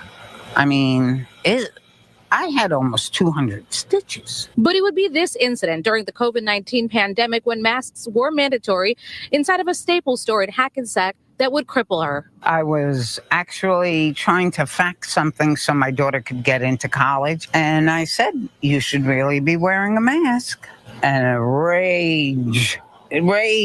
She had so much rage. Kagan says out of nowhere, she was shoved to the ground while holding onto her cane. My knee was shattered and my tibia started to split vertically. Police arrested Terry Thomas, who was 25 years old at the time. I look like a sister. It does just a little bit. But if I were blind and I heard that story, that's kind of what I would envision. Terry Thomas, who was 25 years old at the time. And according to the Bergen County Prosecutor's Office, Thomas pled guilty to third-degree aggravated assault, which carries a sentence of up to 5 years in prison. The thing that she did wrong was not breaking my knee. It was putting her hands on me. But Friday, 5 years later, a judge sentenced Thomas to 3 years of probation. I get hurt. I get assaulted. Nothing happens to my attacker. Except probation. Yeah. So basically, I was in my room in my bed for 3 months. I served time. I'll be Trump should serving have a time the federal rest of my program. Hold on life. one second. We reached out to Trump should have a federal program. Here's how you win the next election. If you're a white person who is a victim of a son crime, we're going to give you tax credits, or we're going to give you cash outlays. That's the new welfare. She gets nothing. She has no county helping to pay for her injuries that I know of. She said she got nothing. But this other woman that did this to her has been living Jimmy, out of her pocket. What's that, man? to be fair, she did ask that lady to put on a mask. I mean, I'm pretty See, that's sure your son mind. That's your crazy son mind. That's where you try to rationalize violence from words, and that's a son thing, man. Well, it's not even about the son thing. It's just that I'm really kind of sick and tired of like liberals. You know, Did you ever go? This was a long time ago when she did This the attack was during COVID. Yeah. So did you ever go without a mask? Did you ever go without a mask during COVID? Did anyone ever tell you, "Hey, man, you should be wearing"? Nobody ever said you should wear a mask. I get it. I'm being mean to the lady, but I'm not trying to do that. But I'm just thinking to myself, like, dang, you know, this guy gets no jail time, but I'm pretty sure that she kind of voted for it. Well, she's stupid for doing it. I agree with you there. I mean, if that's what you're saying, it's a very predictable potential outcome of her opening her mouth to the son. It just reminds me of that. It just reminds me But of it doesn't that justify meme where it just reminds me of that meme where you have this one, you know, that angry face that they always make, that angry crying face.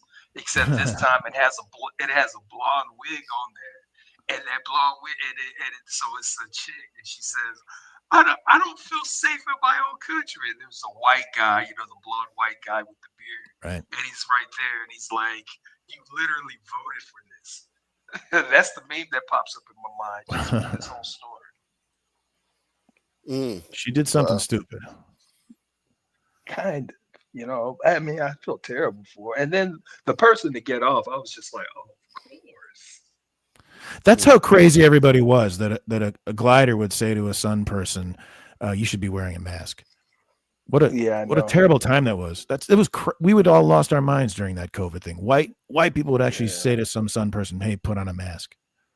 They won't ask them to turn down a radio or maybe not, throw a tantrum in a store, but they had the balls to ask someone else to put on a mask.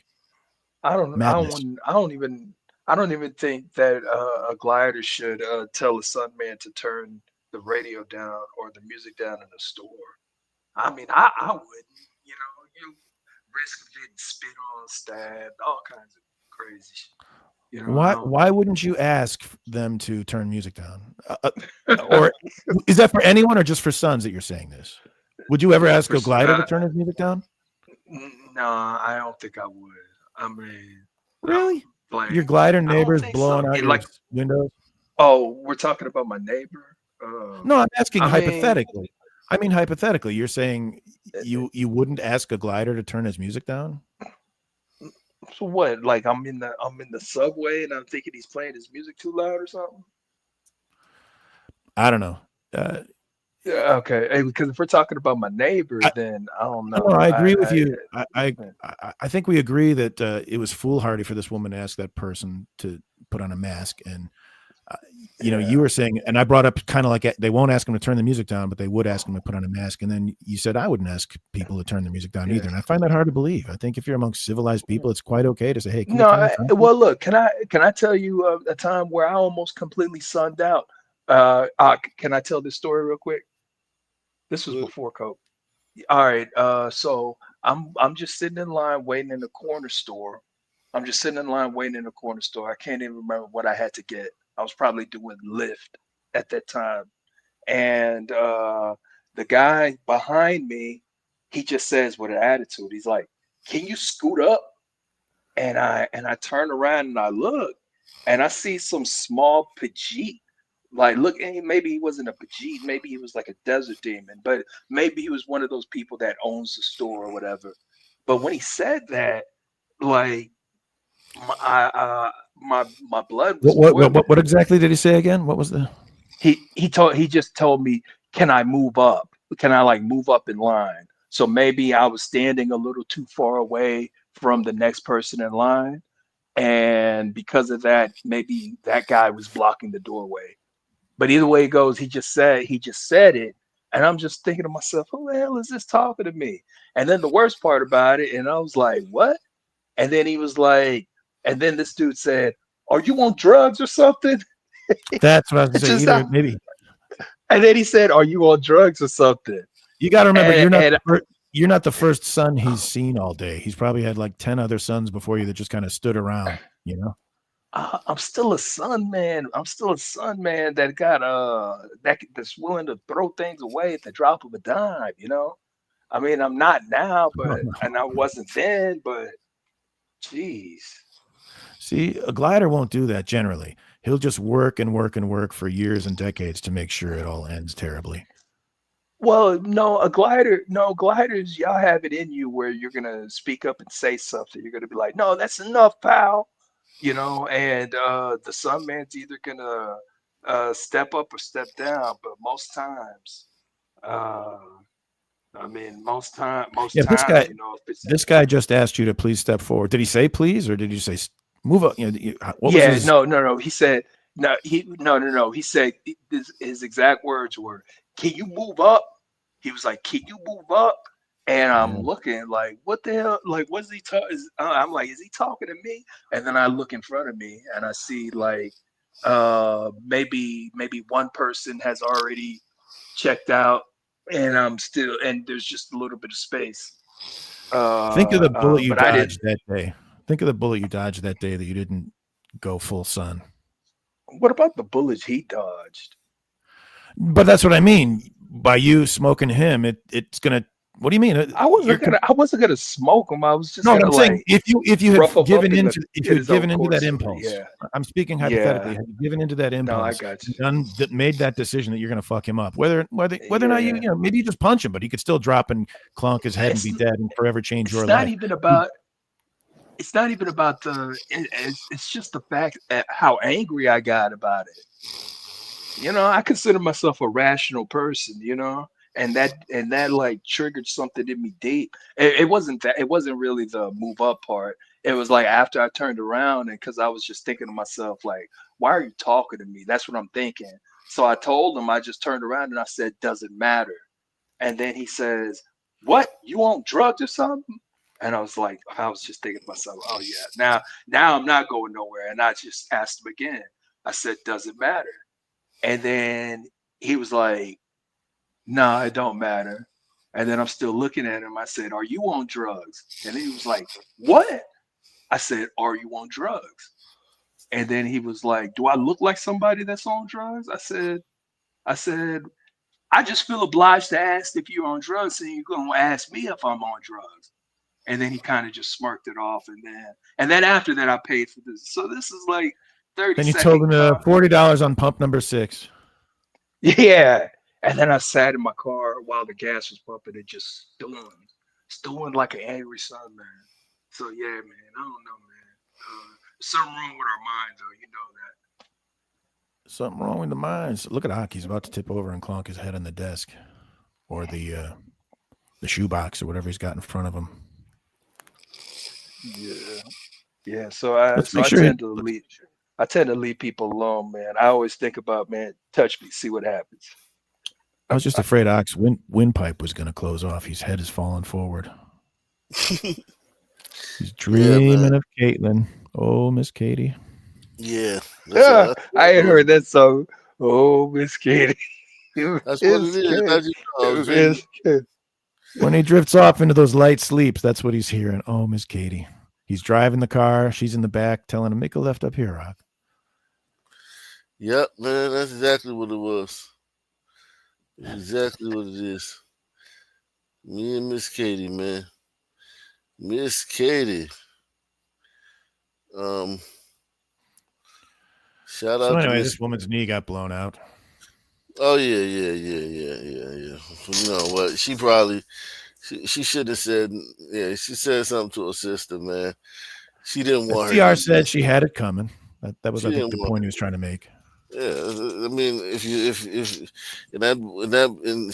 that sister promptly threw her down in front of all those people and just like didn't give two shits about it.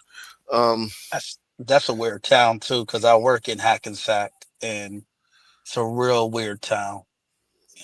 What does that mean? Just it's a lot of weirdos. Like the lady, like everyone is weird. Everyone's weird. Oh wow! I'm gonna try to do it. Go ahead. But the county that they were in, Bergen County, they used to never play. They used to smoke your boots. Now they don't do that no more because of these laws. Wow. Bergen County went soft in the sun, man. I'm gonna try to do a show tomorrow, man, during the day, man. I'm out here passing out. I'm out here falling asleep and shit. I mean, you did a double duty, so you did good. Yeah. Thank you, man. Appreciate it. Any final thoughts, man? Well, I want to thank you once again for providing this forum where a glider can talk to two sons, one who kind of drifts in and out, and everybody. We're all able to talk about our personal stuff. I had a conversation with 1.5 sons tonight, and I want to thank you for that. You know what? You gotta come on before fucking 2:00, man. I came out. Wasn't I on before the top of the show? I've been here all night. I think I have. I just got off the club, so unless we just time travel, I don't know. Yeah, man. Yeah. Okay. Yeah. All right. Well, salute, man. I'm gonna give me some rest, man. I definitely am gonna do that. Same black time, same black channel. I'm out of here. Salute,